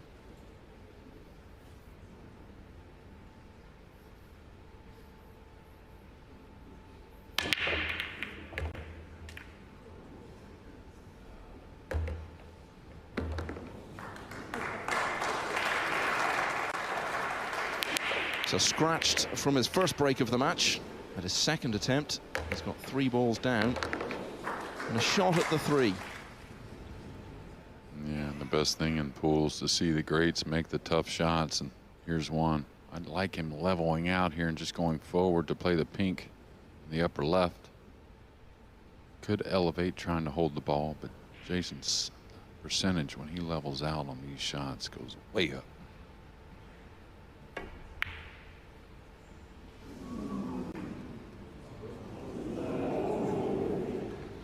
As the 4 prevented the prospect of a 3-9 combo and a quick kill. Yeah, it absolutely has. I'm looking right down the line. Probably takes his extension here to think this one over. He's got just a sliver of the red 3. It's not much to go over the pink 4 though, so you know, he talked about a safety game in the interview and he wants that to be really good. It's got to be good to win these matches. But I tell you, I mean, it'd be hard maybe not to go at the jump shot, trying to bury this combo.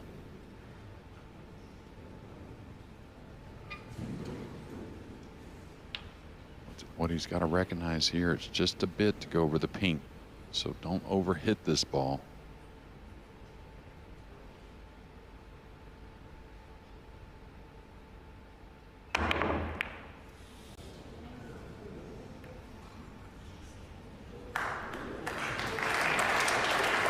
Jason Shaw known as Eagle Eye, but that was the role that Julian Roper, the referee from Sheffield, was performing there. And he's doing it again, taking a very close look. And just a word about Julian, it's the first time he's actually been out there in a big televised event in the main arena, and best compliment you can ever pay to a referee is that we haven't said anything about him all week.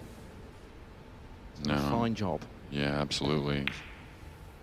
Definitely refs some of these major events on the World Nineball Tour, but really hasn't been on the TV doing it so much. But he's done a fine job.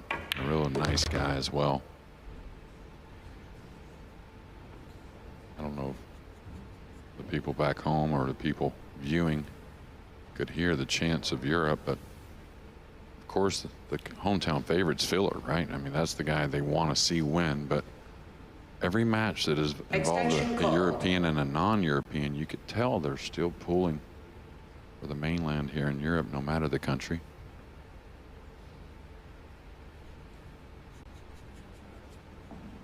I like to kind of kill this ball a little bit, but you don't have to really, sacrificing maybe the pot on the 6.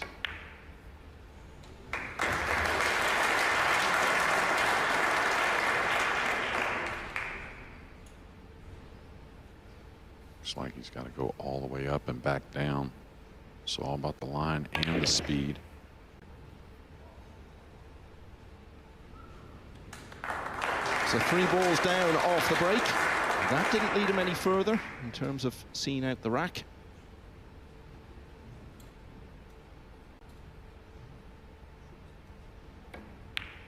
He's ended up winning it anyway. So from 2-0 down, Jason Shaw has got it back to 2-all. And you know, just picking up on something you were saying there about Jason Shaw being cheered on as a European here.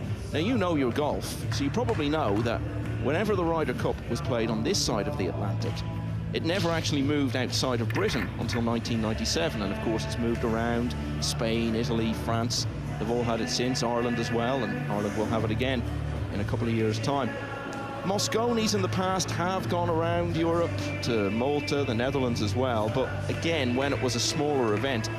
Now that it's become so established, is it time maybe to consider at some point in the near future having European-hosted Mosconi Cups moving around to places like Germany or maybe Spain, where we had such a great atmosphere last summer? Great opportunity to really grow the event and the sport.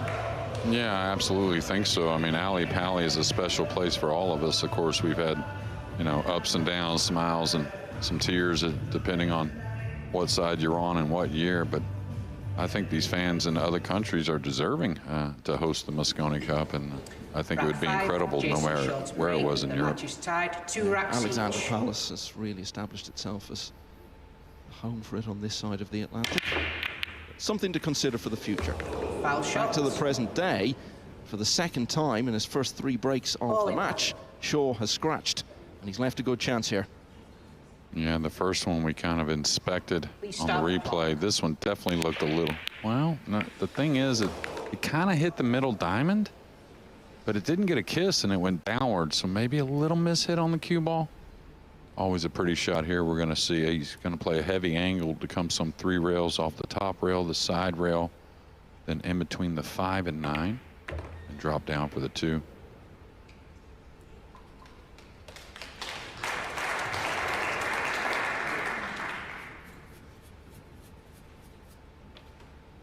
You know, and the thing about these ball in hands, and again, getting to knock some balls in, if you are feeling a little fatigue, that's where the fatigue may go away after getting to swing the cue a few times. Right from the get, this had a different feeling, a different complexion, you might say, than our last 3 matches of today.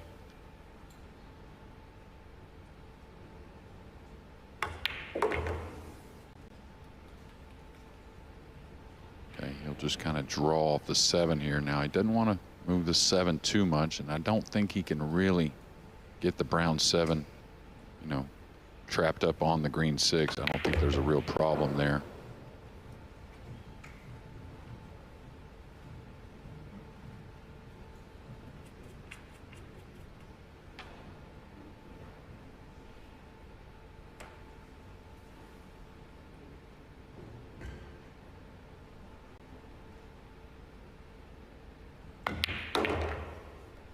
Talking earlier today about the sheer title-winning pedigree of our 8 quarter-finalists. 6 of them winners of the World Championship. The other 2 have both been winners of the US Open, and 3 of the 8 have won both of those titles, the 2 real standout prestige, historic individual titles in the sport. And Boening was only 24 when he won the first of his currently record-equaling 5 US Opens, all the way back in 2007. It took him a long time and a couple of final disappointments before he at last added the world title around about this time 2 years ago. What a great sight that is. That's the upper tier you can see. Just filled up more and more as the days have gone on. Yeah, his family played the game. He started at 2 years old, roughly. I think his grandmother was a national champion. So it's in the family. Scratch off the break from Jason Shaw, and he is still not been ahead at any stage. Shane Van Boening regains the lead at 3-2.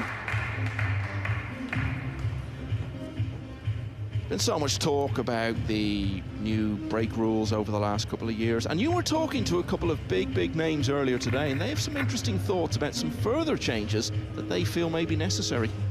Well, I mean, you know, you want to make changes to keep the integrity in the game. You know, you don't want to see 30% of what could be just a beautiful game of 9-ball when it's all there, and you're still not going to see it all. But, you know, we made some break rule changes. The pocket size, of course, is great.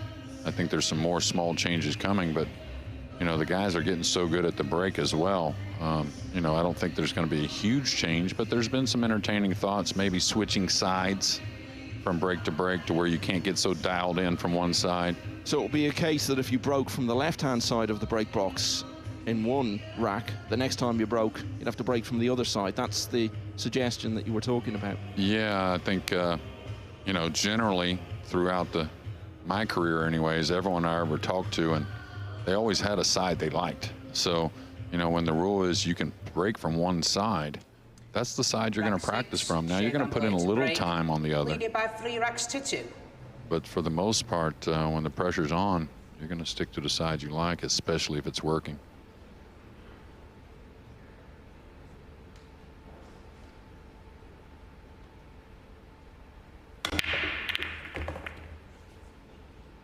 everything in pool, sorry, Michael, everything in pool is not so cut and dry as well. What a lot of players, amateur players, and even some pros don't realize. You know, technique has a lot to do with how you're going to break the ball. Some guys play a little more stun, some more draw, some cut a little thinner, some a little thicker. But I think switching sides, I think brings a nice element to the game. And that's it, isn't it? These changes that have been made over the last few years, it's all about bringing a bit more variety to the game, and well, that would only add to it further, really, if you had to alternate your breaking. Well, excuse me, you know, if we just look at last year with the changes we made, the semifinals and the finals we had were incredible. I mean, they were just, we saw all kinds of shots. Score lines were incredible, and when it was a runaway, it was something special by one player that you don't see very often, and we're starting to see that special a little more often, so we got to think about things. And that's it. There are only 10 balls on the table, including the cue ball. It's a small playing area, so it's always going to be a battle from an entertainment point of view to provide as much variety as you can. These things can all only be good for the game's profile. All right, this is going to get tricky. I didn't think the pink 4 slid by the 8, so he's come a bit far. No matter if the pink 4 does go, now he's gotten over that purple 5. So problems here for SVB in game 6. Does the cross side bank go? And can he even cue the ball to really hold the cue ball? It's a safety. You hate to go down with a low percentage safety.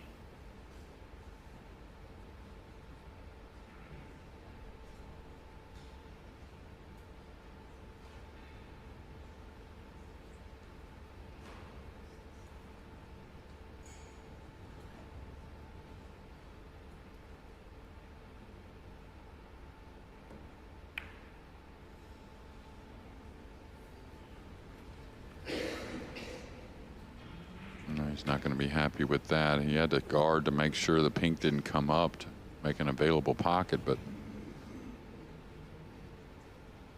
he wasn't too happy with his safety game last night.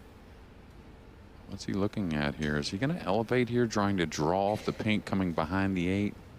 Maybe kind of rearrange the furniture a little bit on the 9? Extension called.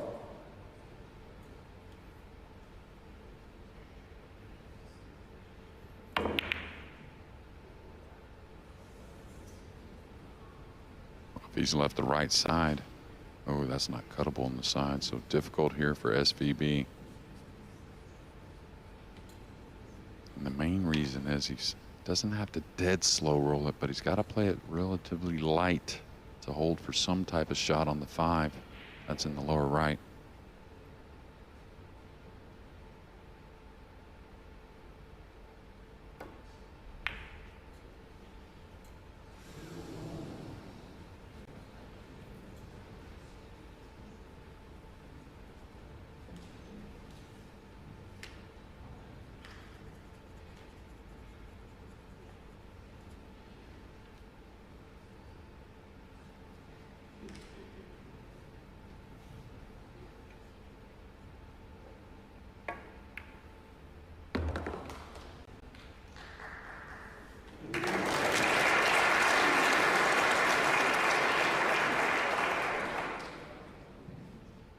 Well, that could hardly have turned out any better.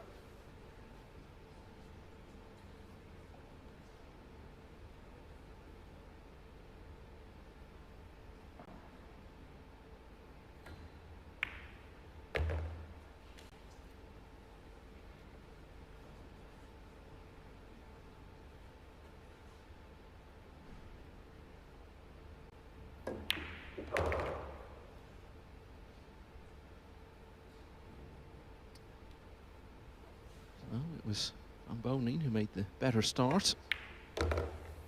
2-0 up, with the help of a golden break, it has to be said, in rack 2. Since then, Shaw's had the better of it. Won 3 of the last 4 racks now, and he's level once again in this last quarter-final. It's 3 each.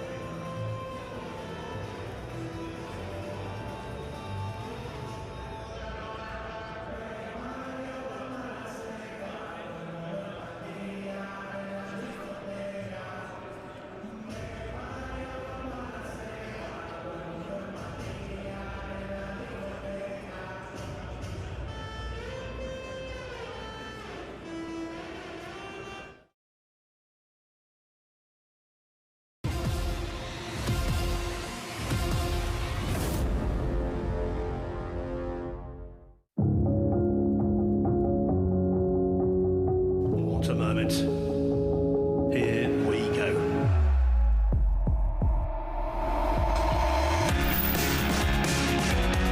This is all about emotion right now. What a shot!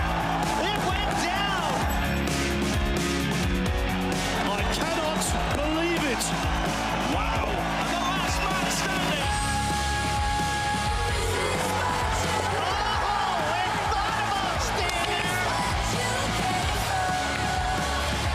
It was, in the end, phenomenal. Isn't it so refreshing to enjoy a pure feel-good moment like this? With a tear in the eye and a shiver down the spine. So many wonderful moments down the years, and particularly from 2023. We're up and running now with our first big major televised event of the year. The next one isn't far away. Just over a week after we finish here, we'll be in Telford for the third UK Open. Then it's the World Championship being played in Saudi Arabia for the first time ever. On to Fulda, which has become a very familiar and well-loved stop on the circuit in its traditional early August date for the European Open, and only a week's gap between that and the US Open, which once again will be played in Atlantic City. And those two big team events coming up at the end of the year, the Mosconi Cup as ever in Florida just before Christmas, and in October the inaugural and long-awaited Reyes Cup. It's finally going to happen, Europe versus Asia, and they are far from the only major dates coming up later in the year. There will be more announcements of tournaments coming up very soon. Rack 7. Imagine all the smaller events on the World Nineball Tour. There have been 7 ranking events already in 2024. Jason Shaw won one of them earlier this month in the US. He's level at 3-all in this quarterfinal.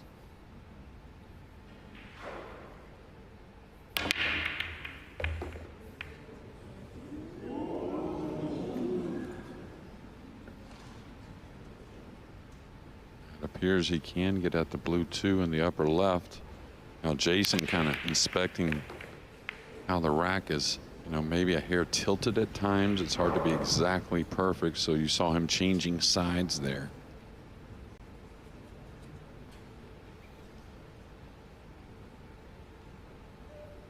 But a difficult play, being elevated over the purple 5. Probably just wants to knock this in as simply as possible, then play some type of safety off the red 3. Wow, he said, heck with that, I'm trying to produce something. Now the safety has become more difficult, especially if the 3 is frozen. If it wasn't frozen, he could play a rail first, just kind of tickling the 3 underneath the brown 7 as the cue ball comes across. Now he's got to think of something different. I'm not sure what it is. Really? I guess he could cut the 3 a little bit with maybe some right spin and try and follow the cue ball as the 3 kind of rubs the 7 a bit. Yeah, this has become a very difficult position. Now, if the 3 again hadn't frozen, and the reason why that's important, Michael, the rule is when a ball's frozen, that rail does not count as far as the object ball itself. Yeah, he needed more. He hit it a little thick. He cut that ball. He's going to serve up maybe a winning combination here in Game 7. Yeah, that rule you're referring to is in the context of a ball having to hit a rail for it to be a legal shot. Yeah, so essentially, you know, the 3 could go to another, off the rail, off another ball, back to that same rail, and it's okay. But you just can't simply tap that ball to the side rail and consider it a legal shot. Extension called. Surprising he was going to roll this, though. A lot of players don't like that rolling the off angle combo. It'd be more of elevating the cue with a little bit of speed.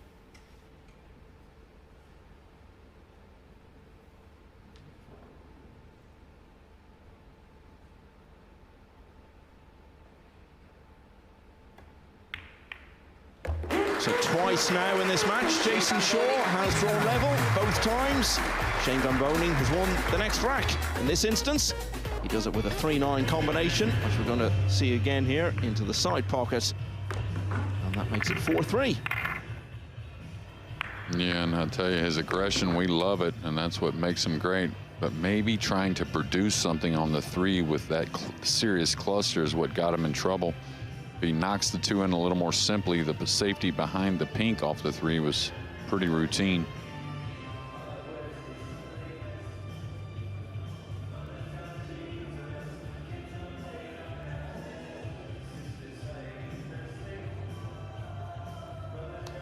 We were talking there about the World Nineball Tour, more and more events all the time, and they're wearing the WNT Pro logo. The players were basically asked to sign up as registered professionals on the World Nineball Tour, and well, pretty much everyone did. That's why they're wearing those logos on the shirts they've been provided with. Yeah, that's 128, and you know, there is some status beyond that, but most of the tournaments now you have to qualify. Leading by 4 acts to 3. Yeah, the big open events, it's a mix now of players coming in off the rankings, and then others will come through qualifying events played at various venues. Oh, that's the strike he wants. That's the timing. You see the spread, no clusters really. Now he does have an angle on the 2, the blue 2, to get to the 3. He wanted a little easier play on the 3, but I don't think it's going to be a real problem. The only issue here is now he's got to produce getting on the 3 to get to the pink 4. He could stun 1 rail behind this. He could draw naturally behind it. Could play from underneath. A lot of choices. He's going to play from underneath, and that's solely so he can be going forward to try and get on the pink.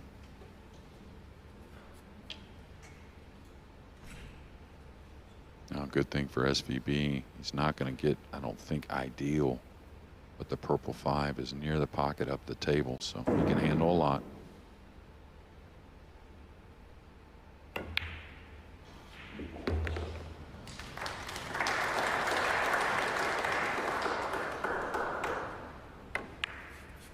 And he's amped up. I mean, he overhit that ball by some piece, and he hit it a little thick.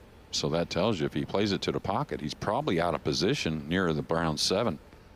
Don't like rolling this as much. I want to draw this off the 6. Nothing crazy, just about medium.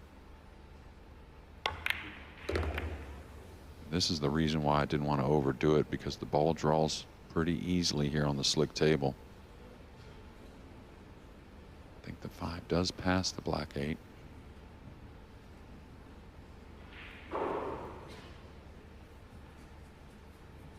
Yeah, we've got a very good view from the table here, or of the table, and it looks a lot more promising than it does on screen there in terms of getting past the 8 ball. Plenty of room. Back in prime position now.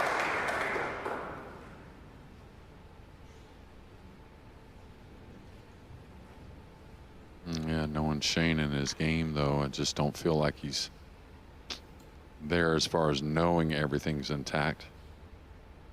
You know, when Shane's really on point, it's kind of like just needs that first look to know he can dissect getting through just about any layout. But showing a lot of heart here and a lot of grit.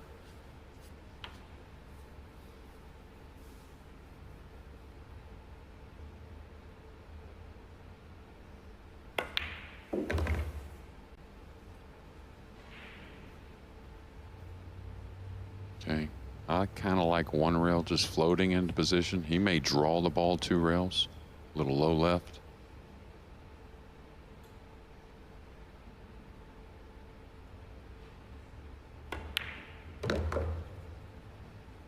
Jason Shaw lost the first 2 racks of this match. He's battled hard since then to try to keep up with Shane van Boening. The net result of it all is that he's right back where he was, trailing by 2 once again. That break and run makes it 5-3 in favour of Shane van Boening. And we were talking about the WNT logo on the players' shirts there. The other thing you notice looking at them, the vast array of logos of all sorts they have, and the sponsorship and endorsement income and opportunities that the players have now, particularly star names like these, it's just at a different level to where it's ever been before. Yeah, it's pretty sweet for the players and very deserving, and it's good that this class of players is really, you know, set up for the players behind them, the youngsters coming up, and, you know, families and parents looking at youngsters playing professional pool. You always want your kids to be secure, and it's getting more to that point. Here's the stats so far. I wouldn't say anything too crazy. I mean, the 2 scratches on the break, that's a killer, right? 2 breaking runs as well. Yeah, although one of those was the golden break, so it's more down to fortune than anything else. And people say it's surprising, actually, to see all these equipment logos on the pool players. Is there really the market there that these top companies have a big pool of money to be competing for by sponsoring these players? But the market is absolutely huge, even in your country alone. I think people aren't aware of how many serious registered pool players there actually are in the US. Leading by 5 racks to 3. Yeah, absolutely. I mean, there's some leagues that have 300,000-400,000 players and pool rooms everywhere. Well, we're in Hanoi as well. What do you think the market is there?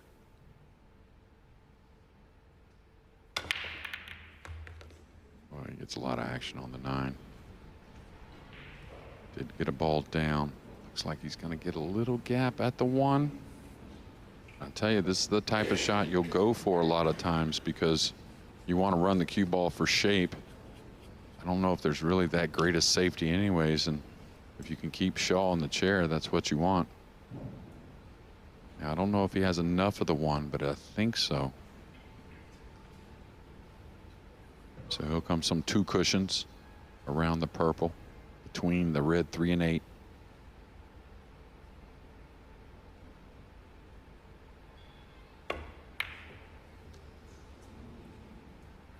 Make sure your phones are on silent, please. Yeah, that was really badly timed, you know, the noise coming from someone in the crowd and one of their devices. It seemed to be just as Van Boening was making the stroke. Whether it has much impact, I don't know. Well, if it's anything like it normally is, it shouldn't, because he normally turns his hearing aids off during a match. I don't know if that's still the case. Maybe some fans out there don't know about SVB, of course, deaf, but normally back in the day in big matches and whatnot, he would shut off the hearing aids. Great attempt there by Shaw.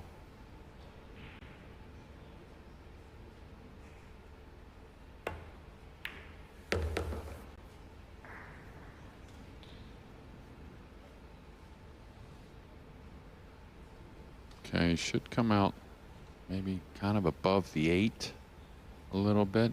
He's going to have to play for the pink, of course, but he wants to play from underneath on the purple. Yeah, you see him pointing there. That's the line.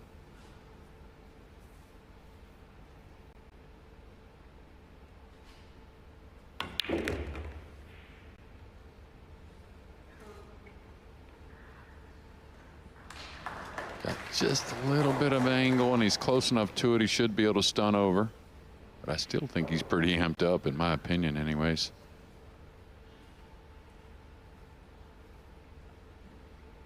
Just talking about participation, one thing in which pool is really outstanding, the percentage of people who do come to watch these tournaments who actually play the game is probably higher than it is for just about any other sport.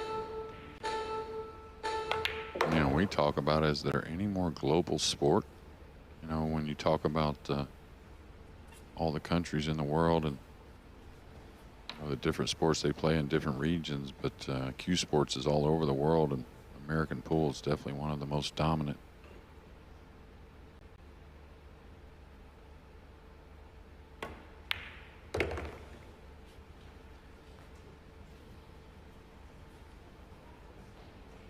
Van Boening is threatening to become quite dominant in this match. Early on, this was looking like it might provide us with our only close finish of the day, and of course it still may, but it's taking on a different complexion now. Closing in a 3-rack lead. Yeah, I'll be interested to see if he settles here for a little distance. Kind of got above this. I probably would work the cue ball 3 rails, but we'll see what Shane chooses.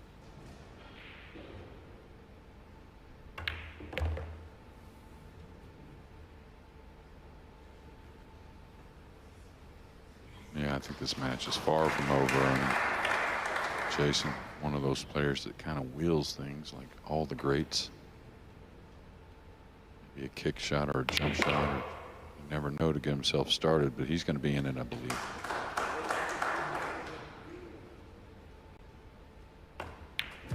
Three in a row for Shane Van Boening. He's starting to pull clear here. He leads Jason Shaw 6-3. It's a race to 10 to claim the last place in the semi-finals of the World Masters.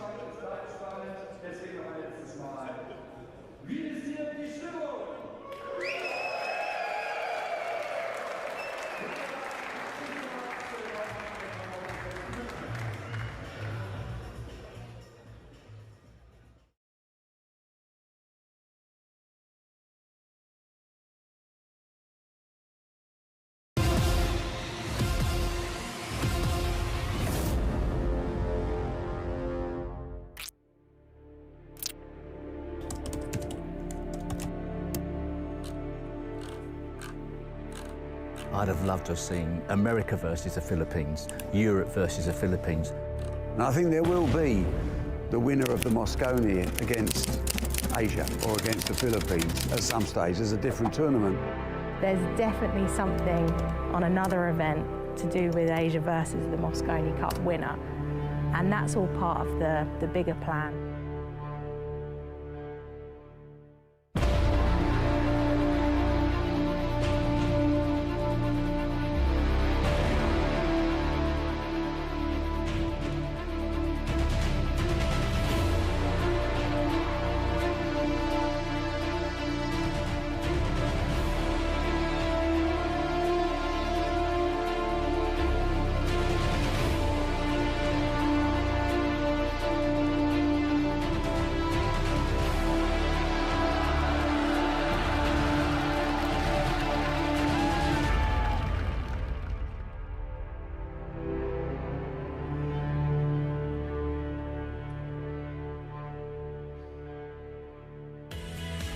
It's finally happening. We've been talking about it for what seems like about 5 or 6 years. The prospect of starting a new team event with Asia involved in it, and they will take on Europe, who get in as holders of the Mosconi Cup.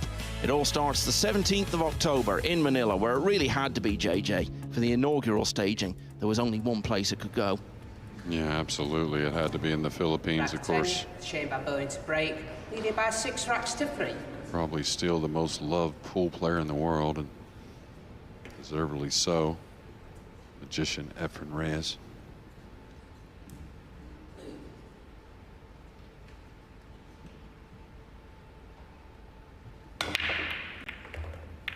Well, he's got the timing of the break shot down, I'll tell you. This 2-ball's gotten a little funny, but it does cut in the side. One reason it's funny, I think the cue ball, of course, near the rail is going into the pink or a portion of the pink.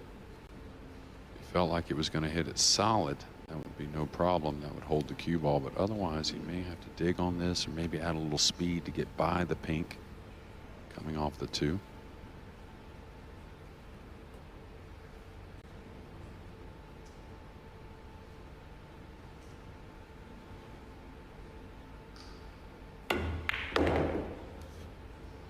That's what he did, playing an extra rail, playing for a little more of like a ricochet effect off the 2 to create another angle. A little worrisome coming back down the table, but there's always a risk in 9-ball pool.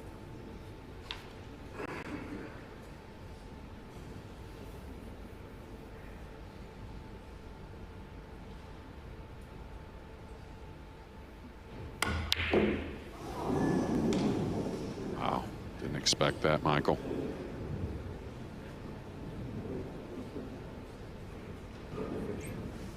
No, and Jason Shaw will be very relieved to see it, because the events of the last 10 minutes or so were threatening to take this match away from him. Yeah, and this is where Jason at times, especially when things aren't necessarily going his way, can lose a little focus, being a little upset that he didn't come away with more of an offensive shot. But I mean, there's all kinds of ways to look at it. SVB could be running out right now, and Jason, I think, is a little, or not a little, but a lot more strong-minded than he gives himself credit or maybe recognizes, and just part of the game. Can you play this to the upper left and beat the scratch on the upper right? It's close. May play to overcut this. Play it to the left side rail, putting the 3 on the top cushion and trying to come some 2 rails near the cluster of balls.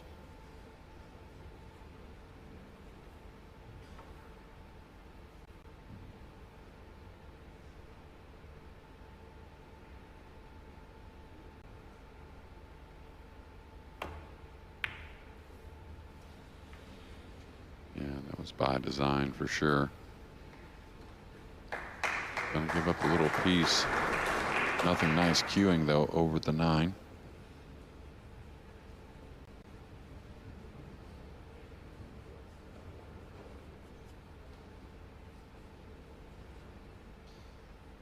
can see some big names have already gone out of this tournament. Extension call. Pictures of all 16 players up around the arena, and they're all lit up, of course, and every time a player gets knocked out,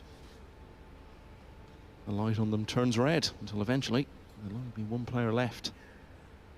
And about this time tomorrow.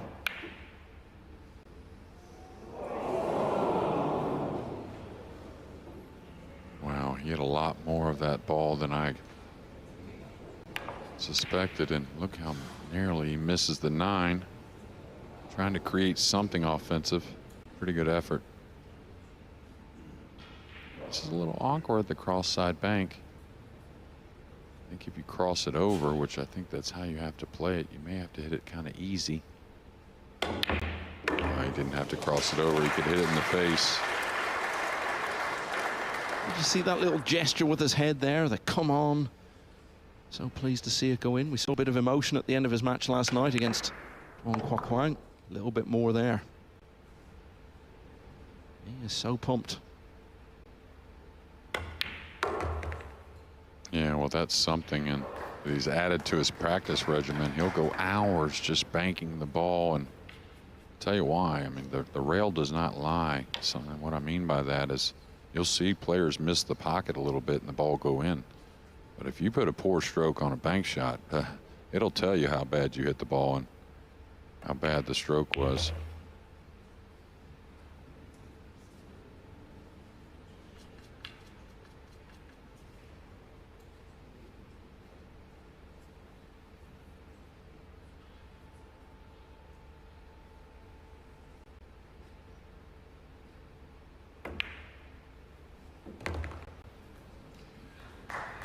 So it was a 3-9 combination in the 7th rack, which started this winning run that Shane Van Boening is on in this match.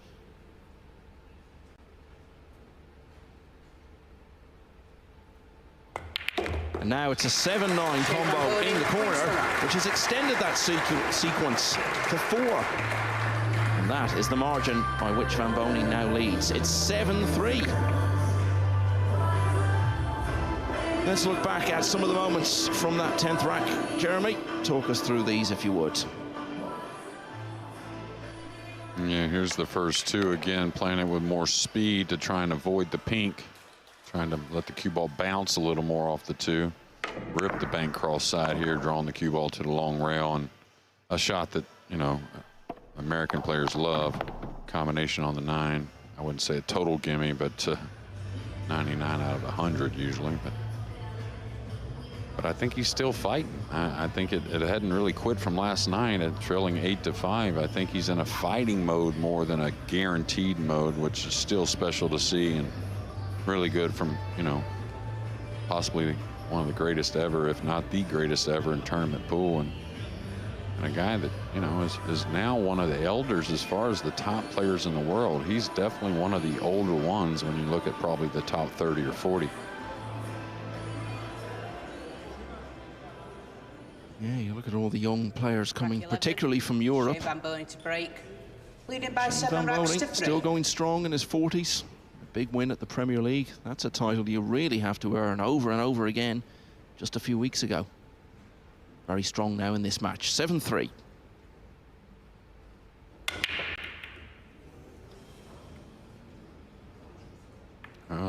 Thought he hit him somewhat how he wanted. Normally when they draw the ball one rail into the 9, that's the hit they want. What a big shot in the left middle here for Jason Shaw. That's the face you want to see if you're a Jason Shaw fan.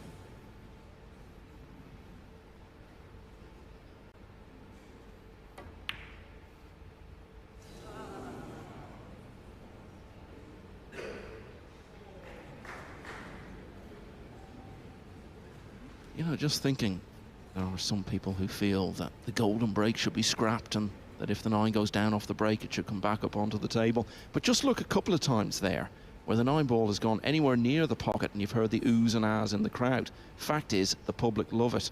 So let's keep it. Yeah, absolutely. And, you know, it's going to come down where maybe someone wins a title heel with that golden break, and that's going to be all right too. But you know, these players get punished over and over when they draw the cue ball one rail into the 9 and scratch, because that ball on the spot is such a ball that creates a lot of scratches. So I like it. I don't like messing with the rules in the game other than trying to keep the integrity. Just let me fantasize for a moment. It's the Reyes Cup. It's come down to the last match. It's 4-all. And a player from the Philippines, James Aranas, Johan Chua, someone like that, makes a golden break to win the inaugural Reyes Cup in Manila. Imagine what that would be like. I'll tell you, yeah.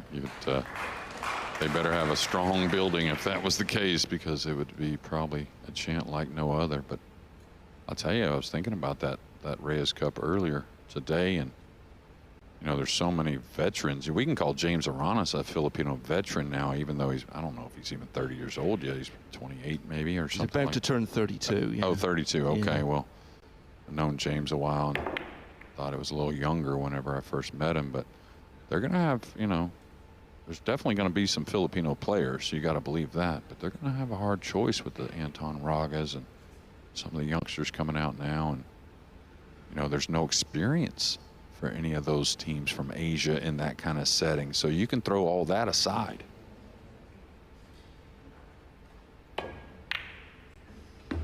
Nice shot there from Eagle Eye. He's really just going to have to grind out this first game to get back on the board. That's apparent. Can he draw up the 7 here? Playing the 1 with a little speed into the side? This would be a pretty shot if he can do it. I don't know if it's there. Maybe just draw 1 rail back over. He's going to let it rip here. Yeah, that's the shot I was talking about. 1 rail back over, and much better cueing there from the southpaw. Still not out of the woods, and that's how it goes when you make a few mistakes. You got to usually make a gritty out somewhere. You know, he's got to take on a pink with some angle down the rail to get back out for the 5. Oh, he's going to draw the ball. He didn't want to shoot the pink in the upper left. Beautiful stroke there. But still, the 6 is a little funny with the 8 covering it up. So a lot left in this rack.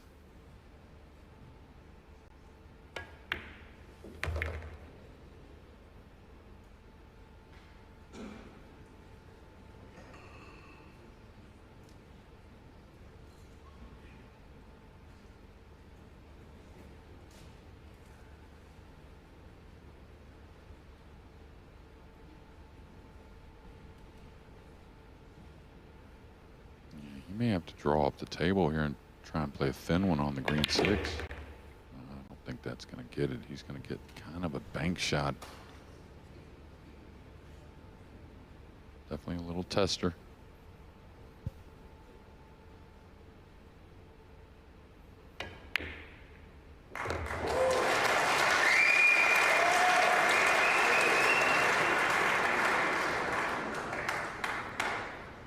Seen as much pool as they would have liked today, this crowd here, because we've had some one-sided matches. You can tell they want this to go on and on. That can only happen if Jason Shaw starts staging a big revival. This could be the start of it.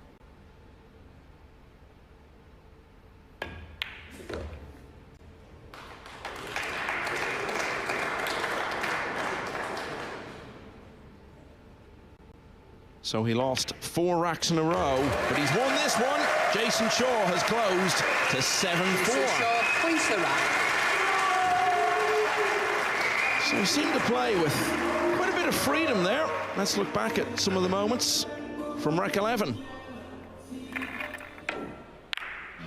Yeah, nice combination from distance here. Really the shot of the rack, and there were a few, was probably the 1 ball after that combination.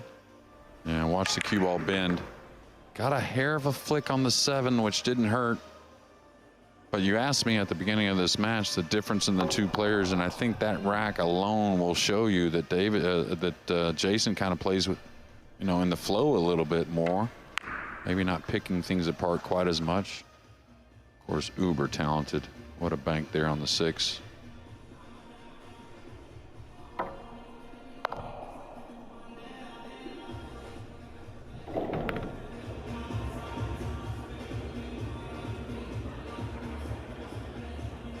So has the break now finally back in his hands in rack 12, but it's not been particularly kind to him so far in this match. Scratched off it a couple of times.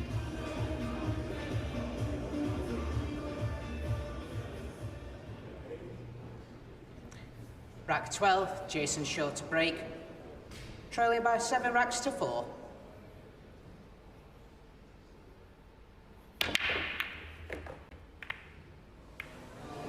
Oh, and he scratched for the 3rd time. Ball in hand. Yeah. Can't do much there. He really hit the rack purely. Made the 1 in the side, the cue ball. Please start the clock. Dodged the 9, but caught a nasty kiss with the 3 and the brown 7. Now the 6-9's an ugly cluster right there in the center of the table, but or near the spot rather. Now he could set up off the 3, the red 3, to lightly open those. Are you looking at a safety to start? This is a little surprising. No, he's going to play the 2. He's not going to put him behind the 7. He's playing the 2 in the lower left so he can get the line on the cue ball right, I think, to play the 3 and open the 6-9. He's starting to get a little of those crazy eyes. That's a scary moment for any opponent of SVB's.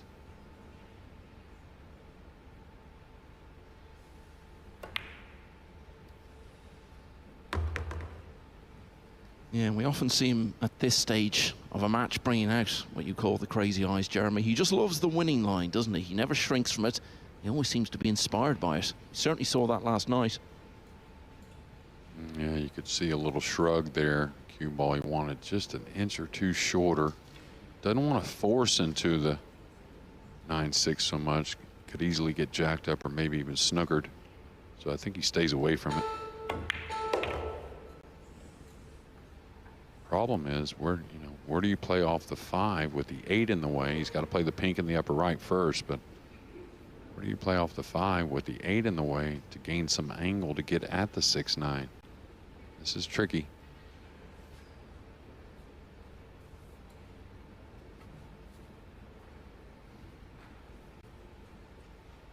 You can see a little shake of the head, and I'm really not sure what the play is, really. Extension called.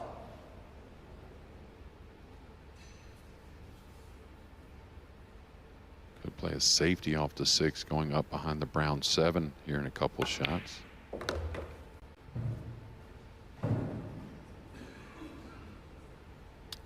Does have a little angle. He is close to it, so accuracy should be at a premium. And he could just stun one rail over below the 6. I mean, I don't think he loses control, and he can kind of evaluate from there. Play the safety if he doesn't like it. I think that's what he's going to do. Yeah, just like that. Now, if he's on the rail, there's not much options on the safety. But he does have a little bit the bottom of the cue ball. So I wouldn't doubt he knocks the 6 away and just holds behind the 9. Levels out. He's shooting at it. He jacks up. He's shooting at it, Michael. Tough shot.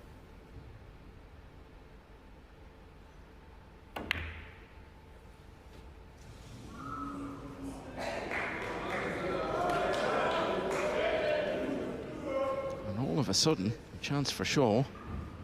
Get back to only 2 behind.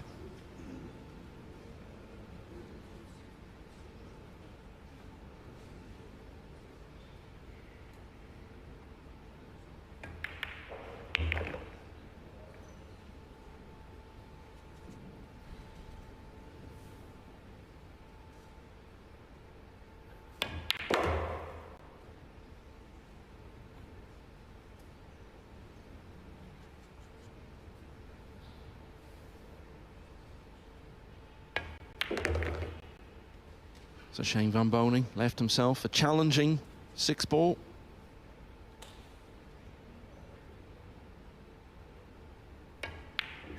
Once he missed it, Jason Shaw did the rest. He's won 2 in a row now. Suddenly it's a big contest again, 7-5.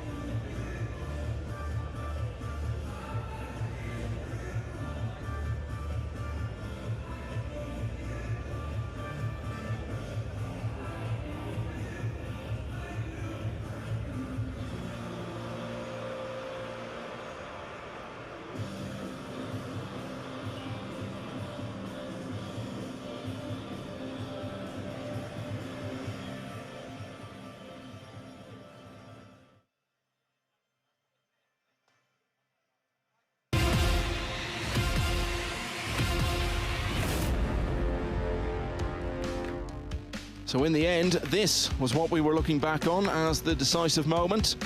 In rack 12, Shane van Boening had left himself a challenging green 6. If he'd got it, he probably would have led 8-4. As it was, by missing it, he let Jason Shaw back in for his second rack in a row. And having trailed by 4 not so long ago, Shaw is now only 2 behind.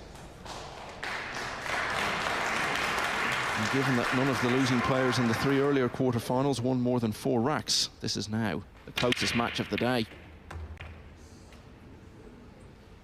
Yeah, Jason, the opportunities after the break, the little few he has had, have been very difficult. It was a long 3 ball he had to try and come with early. The 2's not easy. But again, he's got to stay positive. He definitely has a route to cut this in the side and come down and maybe take an incredible cut shot on the 3 right there where he's looking from. I think he's got to do it, though. That's kind of what makes him Jason Shaw.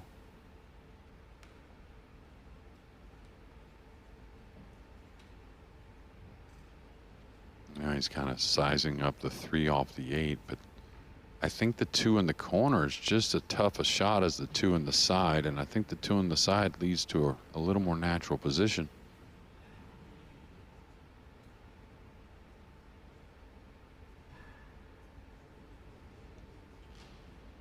Extension called.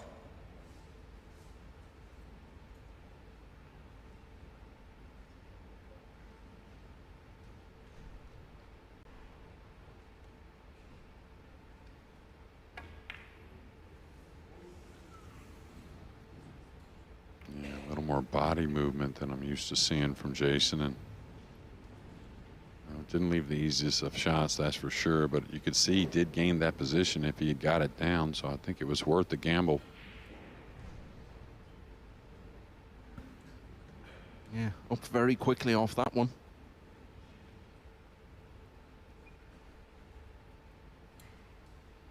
I think the chap in the black t-shirt behind Jason's chair there is wearing a picture of Efren Reyes, who we've been talking about so much over the last couple of days.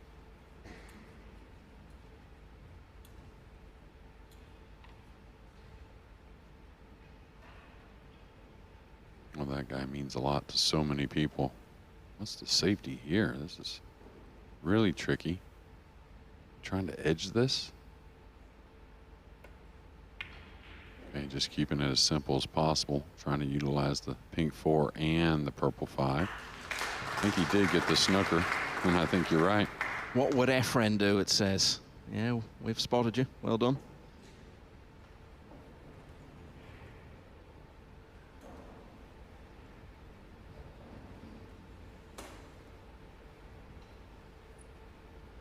Yeah, this is the thing. I mean, he's kind of kicking the 2 towards the 3, 7, 8. Well, he's going to love this unless he makes it.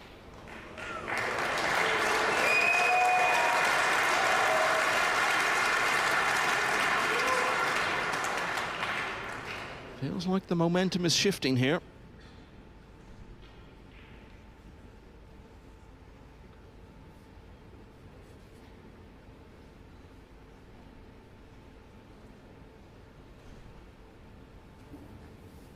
Well, he wants to kick lightly here, but is there really a path lightly?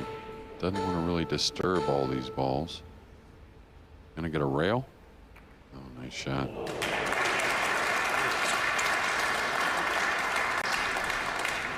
I don't know how the cueing is. He may edge this and come some 3 rails around the table. I don't know how much he can control it. Doesn't want the 2 to move much, so may just come behind the 9, 2 cushions. That's the shot I was talking about. Really let the cue ball run.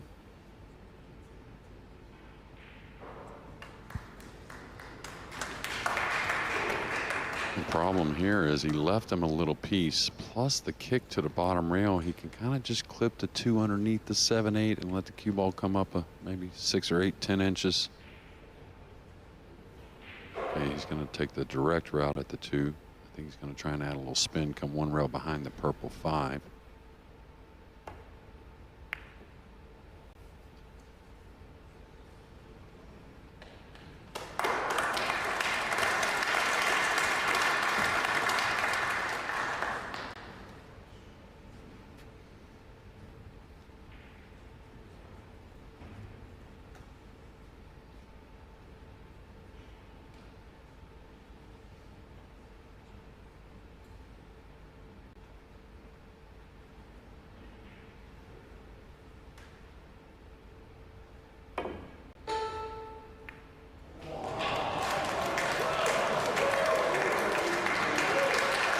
excited he is about pulling that off. A couple of motions with his head there as he walked back to his chair. Well, it was a thin hit on the 3, but it may have been even more narrow going by the, excuse me, a thin hit on the 2, but even more narrow going by the red 3.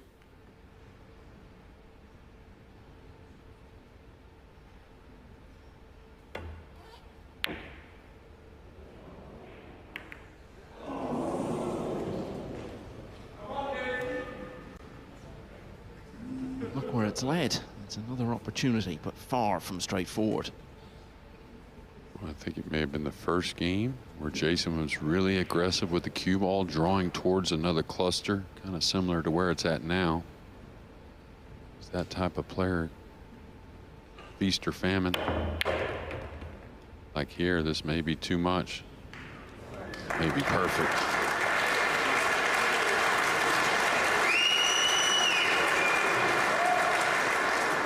You wonder about the 7-8, but with the 5, the purple 5 near the pink 4, these players can usually produce some type of angle to get almost anywhere on the table. That would be to open the 7-8 here, just 3 shots.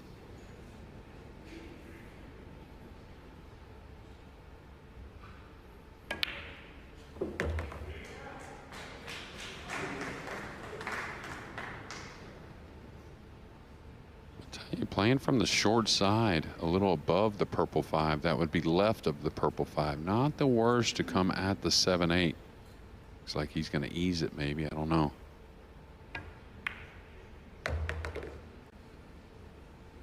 You could see the body language, desperately trying to get an angle on the 5.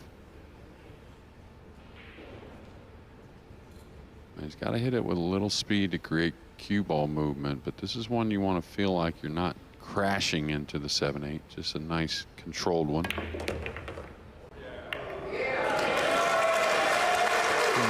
well be looking back on that in just a few moments. There's the key juncture of rack 13. This is another one going in the books for sure.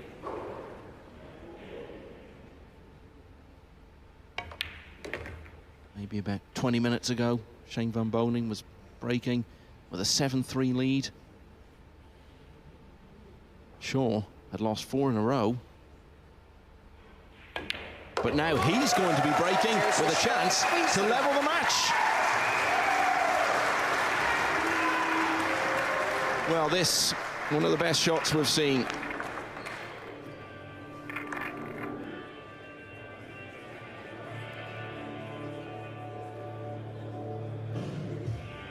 Look at him, the eyes just moving, following it all the way, every inch. Do you think this means a lot to him? Wow. This will certainly mean a lot to everyone involved. The World Pool Championship won by Francisco Sanchez Ruiz in the snows of Kielce in early 2023 will now be defended in the heat of Jeddah in Saudi Arabia from the 3rd of June. $1 million prize fund, $250,000 going to the winner. Emily Fraser of Matchroom is the lady who's made that all happen. As indeed she has with so much else that's gone on in the sport in recent years. Creating new events like the Spanish Open, the UK Open, in particular the Hanoi Open. And also taking historic events like this and really revitalizing them, JJ. Yeah, absolutely. It seems like a 24/7, 365-day-a-year job for Miss Fraser. And I tell you, the pool players certainly appreciate her and all the hard work and her entire Rack staff. 14, Jason Shaw to break, trailing by 7 racks to 6. And the beautiful thing is, we all know they're not slowing down.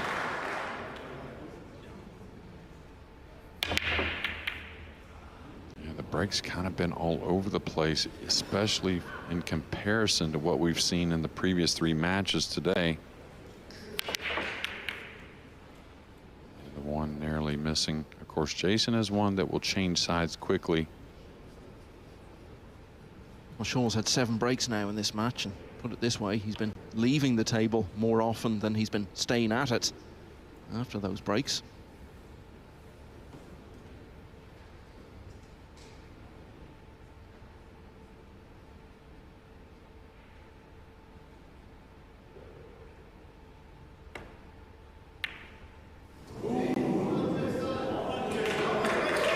was there maybe a bit of added pressure there, because he knew that if he missed it, he was going to be leaving a great chance for his opponent to level the match.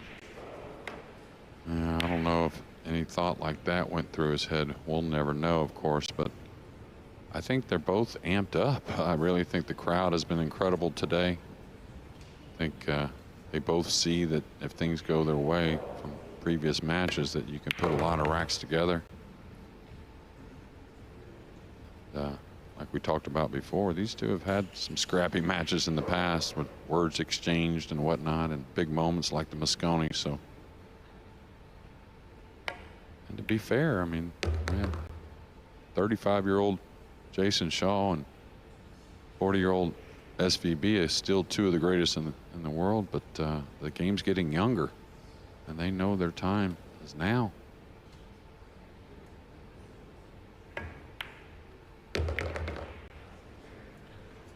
He just always displays a beautiful touch on that kill shot.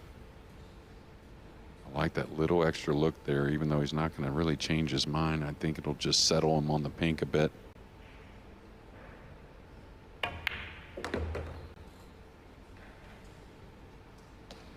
Eighth successive World Masters appearance for Jason Shaw.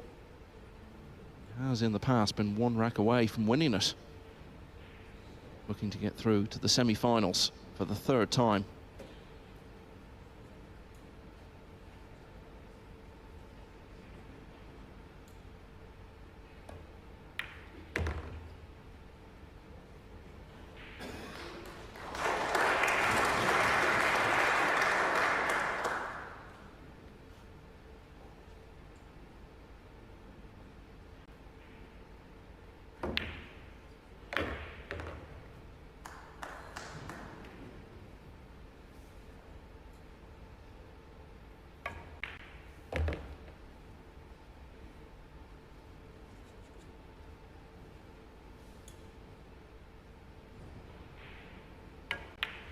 Shane Van Boening made that 7-9 combination. In rack 10, he'd won 4 in a row. He was leading by 4. Now, he's level again. Jason Shaw has pulled it all the way back to 7 each. And it's a race to 3 from here. Well, that's a permanent fixture, isn't it? Whenever Jason is playing, Ara, his wife, is always there watching. You know, Jason's got the best parents-in-law in the world, because whenever the two of them come over to these events, and Ara always seems to travel with Jason, her parents look after the business back home, the pool hall. Fantastic. Yeah, and the 2 grandchildren, and the I'm 2 assuming. Children as well. Yeah. But they're good kids. They don't take Yeah, they are great kids. I'll tell you, Connor, I'll tell you, you better have some energy, because he's a-going. But yeah, just, they were incredible at the PLP. They took care of everyone. Food off the charts, the Korean food, of course, and it was just a special 8 days there in Connecticut. None more special than SVB, but maybe feeling a little heat here now.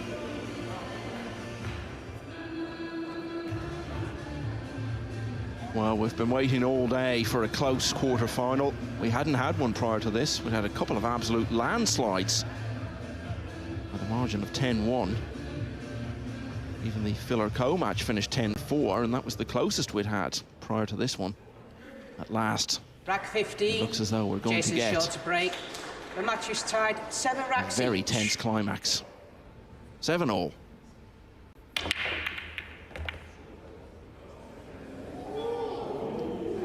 Well, didn't really see a kiss. Of course, we'll get another look.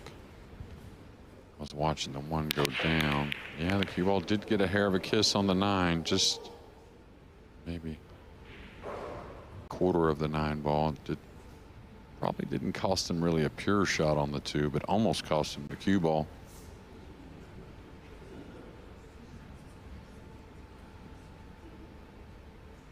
And the push out side of the game, which we haven't seen much here today, any of the matches really, but this is a part of the game I don't think Jason gets enough credit. Now, can he see a piece of the blue too, to where he can just skim it, let it come off the rail a little bit to where it's not playable by the brown 7? Maybe get him behind the 3. It's close. But thing is, I think if he shaves it to where he does get behind the 3, he may be too thin. I don't know. Extension called. To where he may still leave a little bit of a pocket.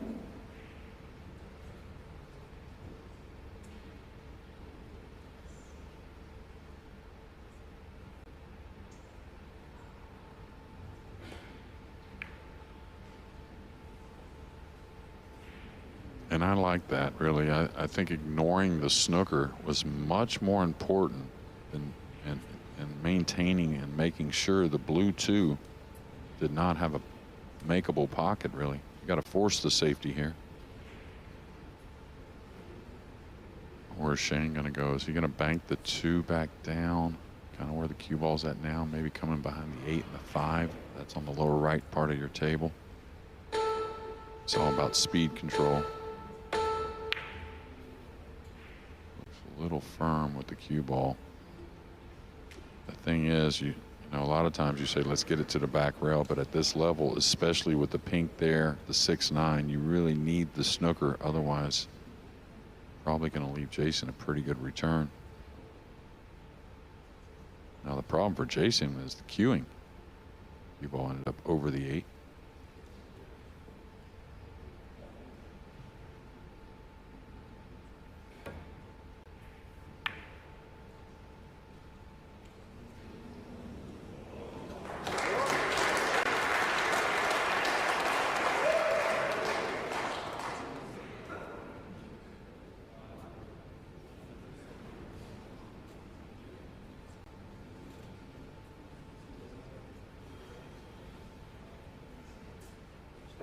Extension called.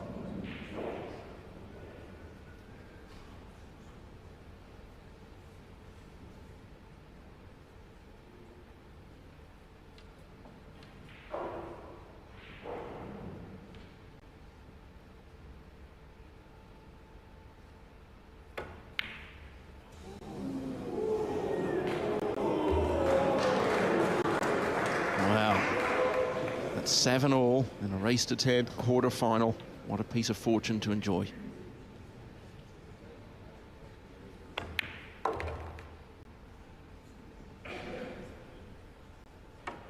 Yeah, big time fluke, catching both points on the side, going in the opposite side pocket.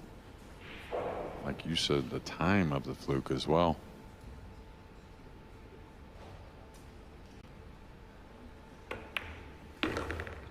Such a consistent record in this tournament. Shane Van Boening made his debut all the way back in 2008. It's the 9th time in the last 10 stagings he's been at this quarterfinal stage.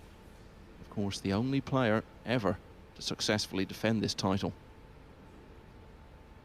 In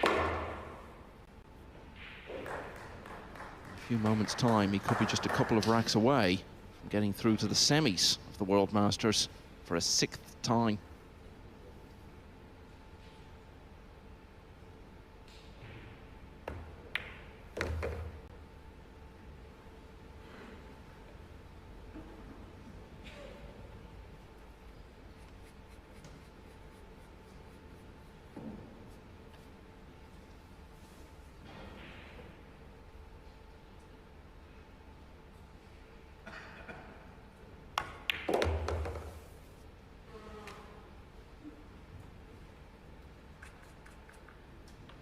So it was a big effort from Jason Shaw to recover from 7-3 behind to make this a level contest. But one thing he is still yet to do in this match is actually lead it. And that's still the case because Shane Van Boening is back in front by 8 racks to 7.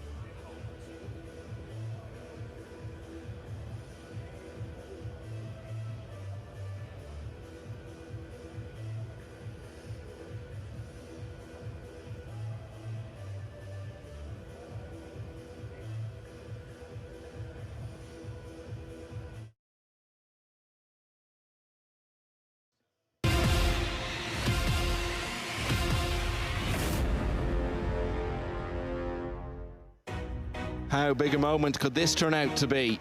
Shane Van Boening taking on a testing 2 in the side pocket, misses it, and it goes directly across the table and drops into the other side pocket. And from there, he went on to regain the lead over Jason Shaw at 8-7, ending a losing run of 4 racks in a row for Van Boening. Now he's breaking in the knowledge that he just needs 2 more. Rack 16, Cole boys. Shane Van Boening to break. He's been a part-timer today, only did 2 matches. He's down there, well, sitting next to the boss. Should have known. Box office Boise. Shane been way the best breaker in this match as far as results anyways.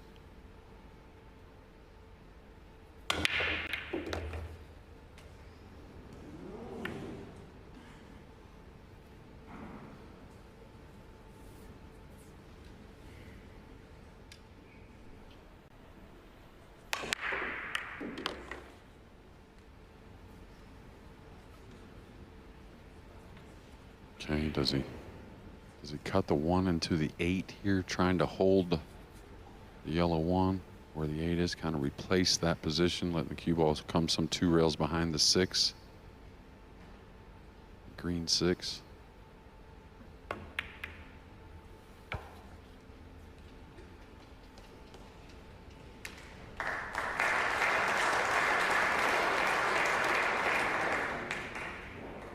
Don't think old Shorty, the jump cue's much of an option. It's a kick that definitely should be hit. Well, I wouldn't go that way, I don't think anyways. I understand what he's looking at, but you have to go to the right long rail here. Way too often these players, when they do make the hit on this type of kick, they make that ball in the upper left.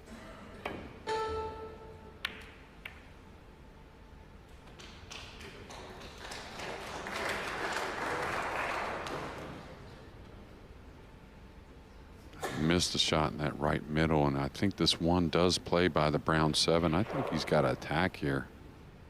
I think he's feeling it a little bit, but I mean, this is what he does best, is make these tough shots to open runs.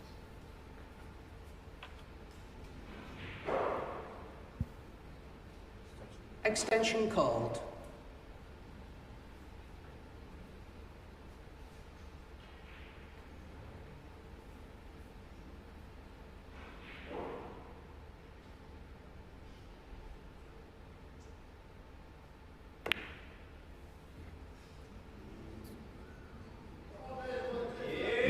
Timing and some certain shots just haven't been there. Now, does the red 3 pass the pink 4? I think it does. I do think it's a bit tight though. But what a nice starter here on the 1 to get us to 8-8. Much different match than the first 3.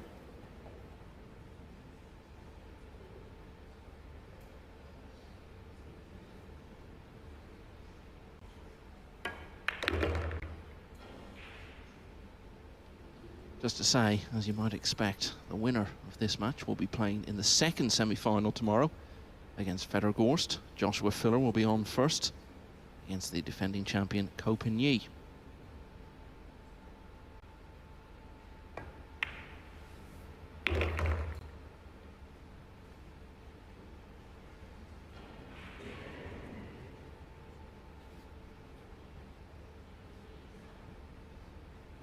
He has 2 options on the green 6. I kind of like him just stopping the cue ball right there and playing from underneath myself off the pink 4. Yeah, that's the angle I like. He could draw this above. I would stay underneath it though. I don't want any serious mistakes. Just play maybe 3 rails, maybe 2 cushions underneath the 9, whichever he likes. It's going to be a pretty good speed there. We're going to be knotted at 8 soon here, Michael, and just everything we wanted. Well, there's only been 1 hill finish so far. The 11 previous matches in this tournament. Shane Van Boening was involved in it. In a few moments' time, he's potentially a couple of racks away from finding himself in another.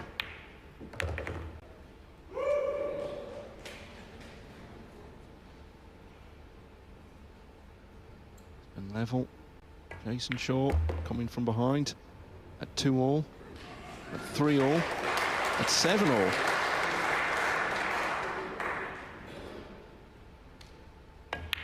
And now again at 8-all. Try picking the winner here. Wins the rack.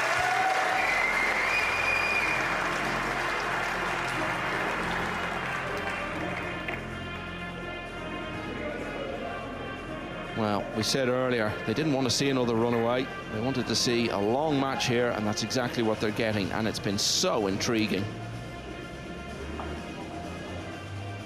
You look at Jason Shaw, and all those years he was trying to win a Matchroom individual event. Did win the US Open, but that was before it was under the Matchroom umbrella. He was going out very early in the big Matchroom events for much of 2023. Went out of the World Championship in the last 32 to John Morra in a hill finish. Same stage of the UK Open, same stage of the Spanish Open. Didn't even reach that stage of the UK Open. Got sent to the one-loss side by Johan Chua. Managed to get into the single elimination, but then drew the defending champion Ouschan, who edged him out. And of course he had a first round defeat in this tournament last year, where he won only one rack. Started to turn it round though at the US Open. Had a big lead in the quarter-final. Alexa Pechelj came back to beat him, but then it all came together in Hanoi just a few weeks later. Now that he's got that monkey off his back, as it were, Jason Shaw to break. he The wants match to go is on tied. and 8 add racks more each. of these prestige titles. Got a big chance of doing that tomorrow if he can find another couple of racks here. It's 8-all.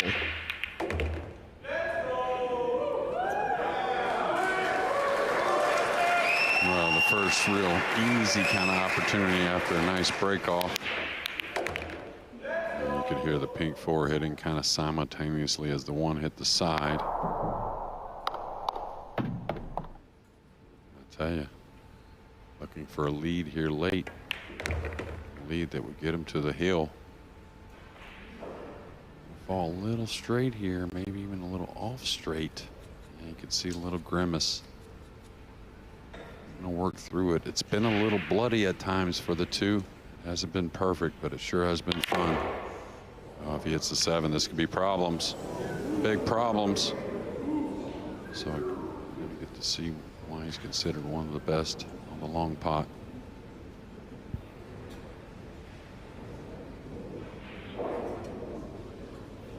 Extension called.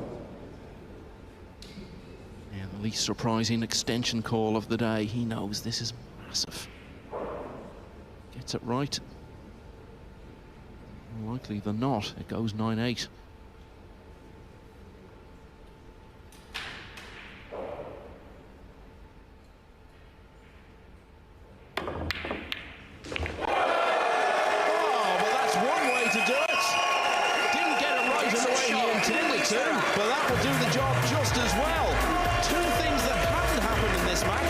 Jason Shaw running out from the break and Jason Shaw leading, and in one instant there they both just happened.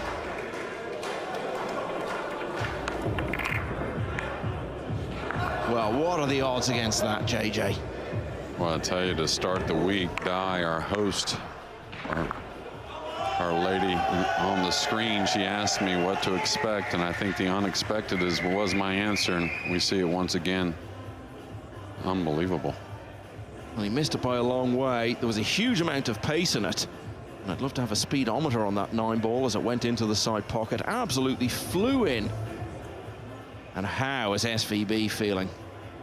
I don't think Jason can quite believe what's happened. Yeah, I think Jason's got more of a range of emotions than Shane does. I think Shane's still pretty upset about a couple open misses that he could have maybe not won the match with, but he could have certainly got to the heel first in the last with that 1 ball. They weren't easy, but ones he usually buries.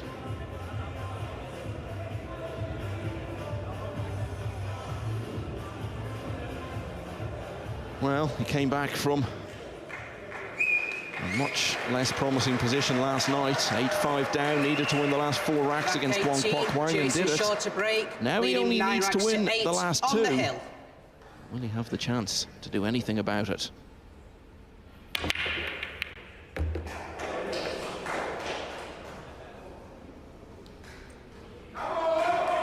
Well, that has a lot of work, and a blue 2 that has been pretty similar a few times for Jason, kind of queuing over a cluster near this lower right corner.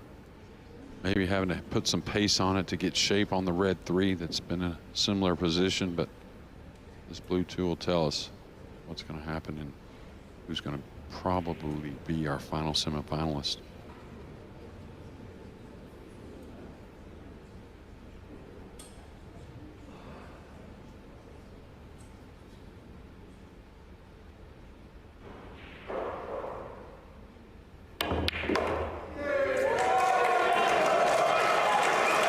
Talked about Shane Van Boening loving the line.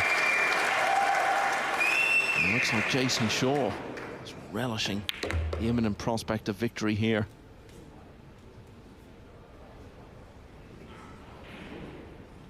Yeah, what a shot on the blue 2. I know we'll get another look at that soon, but I tell you, prime position now to kind of steal this match, you may say. Yeah, I think that's how Van Boening will feel about it.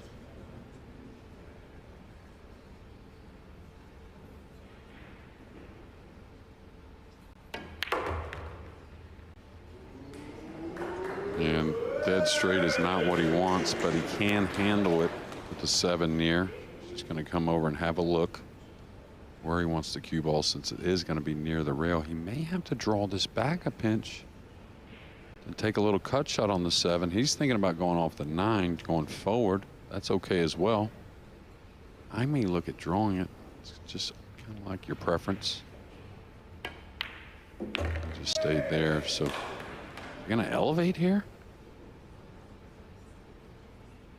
Okay, when the heart's thumping, this is a missable ball.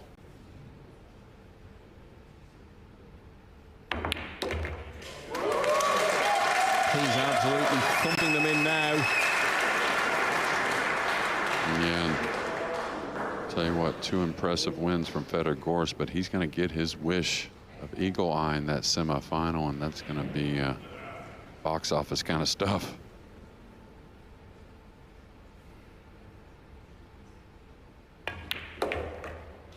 Well, it was good fortune which took care of the previous rack, putting him into the lead for the first time in the match, getting him to the hill.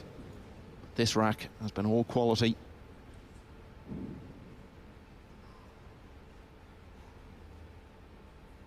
Jason Shaw was 7-3 down. But by winning 7 of the next 8 racks, he has defeated Shane Van Boening by 10 racks to 8. Such a big finish to the match from him. And Jason Shaw is through to the semi-finals of the World Masters for the first time in 6 years. Who's to say he won't win it for the first time ever round about this time tomorrow? Van Boening is out, Shaw is the winner, and he will play Fedor Gorst for a place in the final. Well, I don't know who's more shell-shocked by all that. Jeremy, you or SVB? Well, like I said, I think SVB's even quickly realizing he kind of gave a few chances away early. Could have had a bigger lead even, especially because Jason didn't really come away with many rolls in the match. Now, Jason had some errors here early as well, but a couple awful kisses on the cue ball, which were some scratches, and there were some big turning points in this match, and that's what we see in Nineball pool, even if there's some mistakes or even if it's pretty much perfect. But you got to be happy for Jason putting in the time, right? Working out, trying to get the mind right. And he loves all this, doesn't he? He can't get enough of it, no matter how much the fans want from him. And he just delivers it over and over again.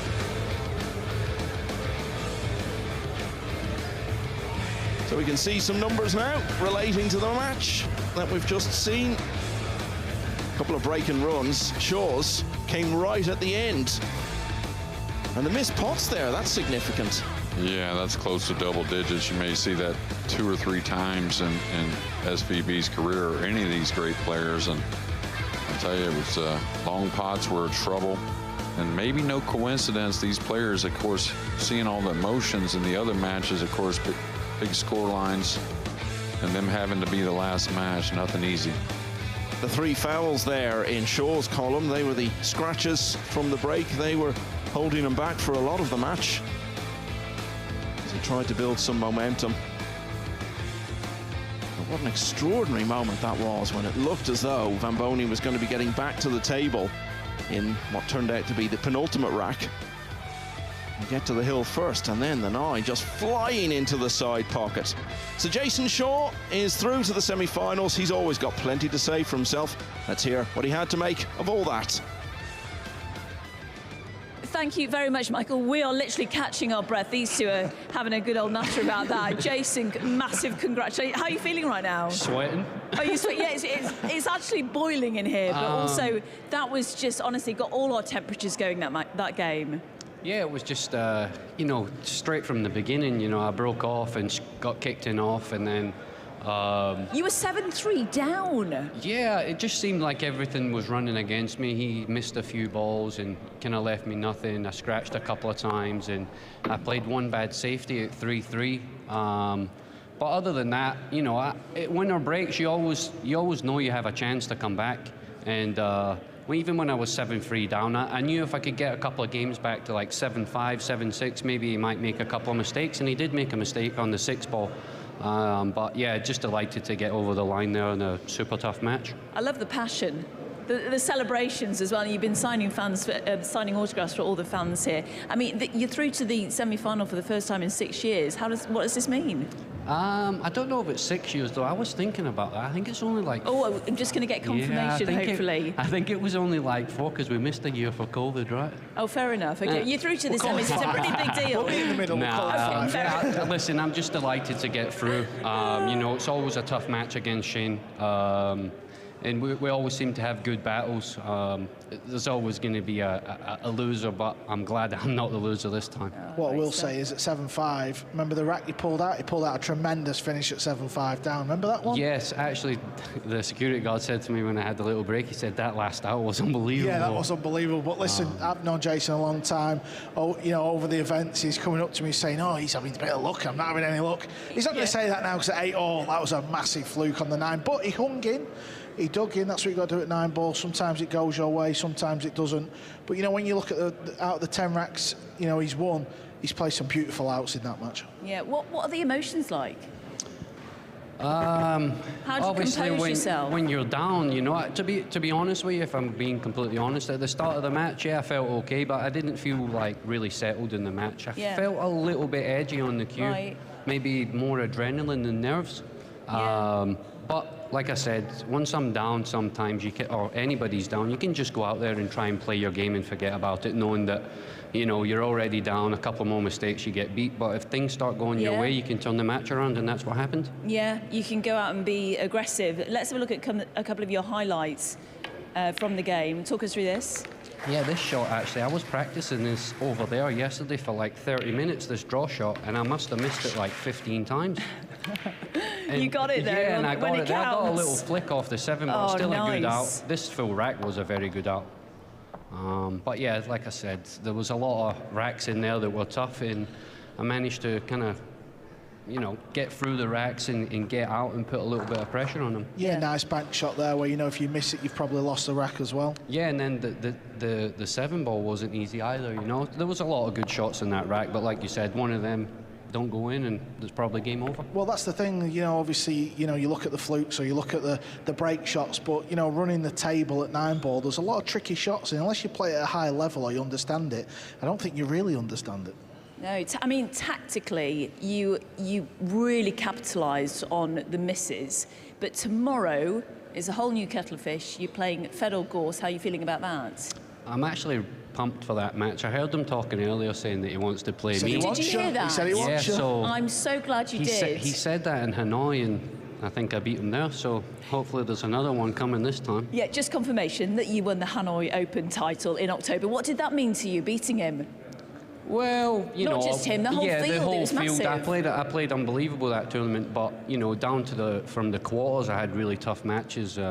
Obviously, the Fedor match was tough. Then the semi-final, I played Sanjin, was another tough match, and then Albin in the final was one of the most unbelievable matches you'll see in a final, and you'll probably agree with that. It was wild out there in the final. Jason, do you feel like you play better when there's a little bit of needle as opposed to you like somebody? I was going to say. Yeah, you know, I feel like it just kind of gives you that little bit of something inside you to be like, okay, you want to do that? Okay, let's go.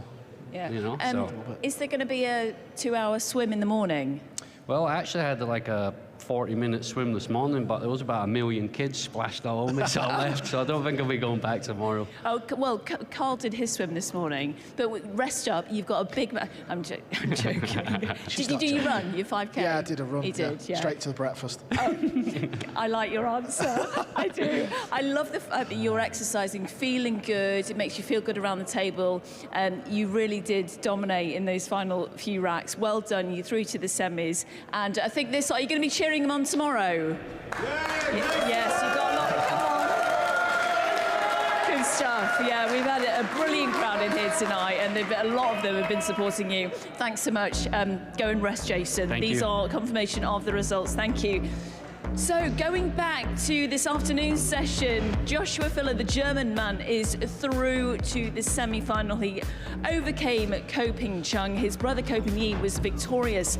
Look at that deficit, 10-1 against the #1 seed, Francisco Sanchez-Ruiz. The evening session, Fedor Gorst, 10-1 in that, and then it was super close in our final game. If you are just tuning in, where have you been? It's been brilliant. Jason Shaw takes the spoils, so he takes on Fedor Gorst in our second semi-final, and Ko Ping-yi plays Joshua Filler. There's going to be a lot of support for the 2022 winner tomorrow, Joshua. Yeah, there is. Here on German soil. Well, there's going to be a lot of support for sure as well, because obviously he plays for Team Europe, he's European captain. He had a lot of fans in here tonight, but look at them two semi-finals. They are tasty matches, they really are. Oh, they certainly are. Well, let's just stick to the first semi-final. Where do you think the smart money's going in that one? It's so tough, you know, both players are playing very strong. Filler wants it bad. I can't separate them. I've got to sit on the fence. Yeah, well, you can't. You're not allowed to sit on the fence. I'm going to say Joshua Filler. Okay, the 2022 champion you're going for. He's up against the defending champion, Ko Ping-yi. But Ko Ping-yi's been so impressive. Yeah, brilliant. You know, he's making a good account for himself to keep hold of the silverware, isn't he? Doesn't want to give it back. And of course, if he does that, 2 of the 3 majors stay in the Ko family. So he's got a little bit of pressure, but so's Filler. You know, he wants to win on home soil. He's said this all week. And the second semi-final, as you alluded to, there's a bit of needle, isn't there, between Jason Shaw and Fedor Gorst? There is a little bit of needle, you know, it's a bit friendly, but, you know, sometimes, you know, it goes over the edge a little bit. You know, Shaw was giving Gorst a lot of ribbing for going over to Team America in the Mosconi Cup. Yeah. Then they played in Hanoi. There was a bit of needle in that match. Shaw got the victory in the end. It was a tight match. It was a great match, but Fedor missed a 7-ball right near the end. Yeah. Shaw got the win, so they'll be trying to beat each other up tomorrow. Okay, who's going to win that one? And Jason is listening. I'm going to say Jason. Yeah, I thought you might do that. Brilliant, thanks, Carl. Confirmation of when we are on tomorrow in that semi-final. 4 brilliant players. Can't wait for it. All the action is on Sky Sports Arena, 11:30 a.m. Thanks very much, Carl. Thanks to JJ and Michael up in commentary. We have loved the last 8 to 9 hours of pool, and at the end of the day, it really was a sure thing. We'll see you tomorrow.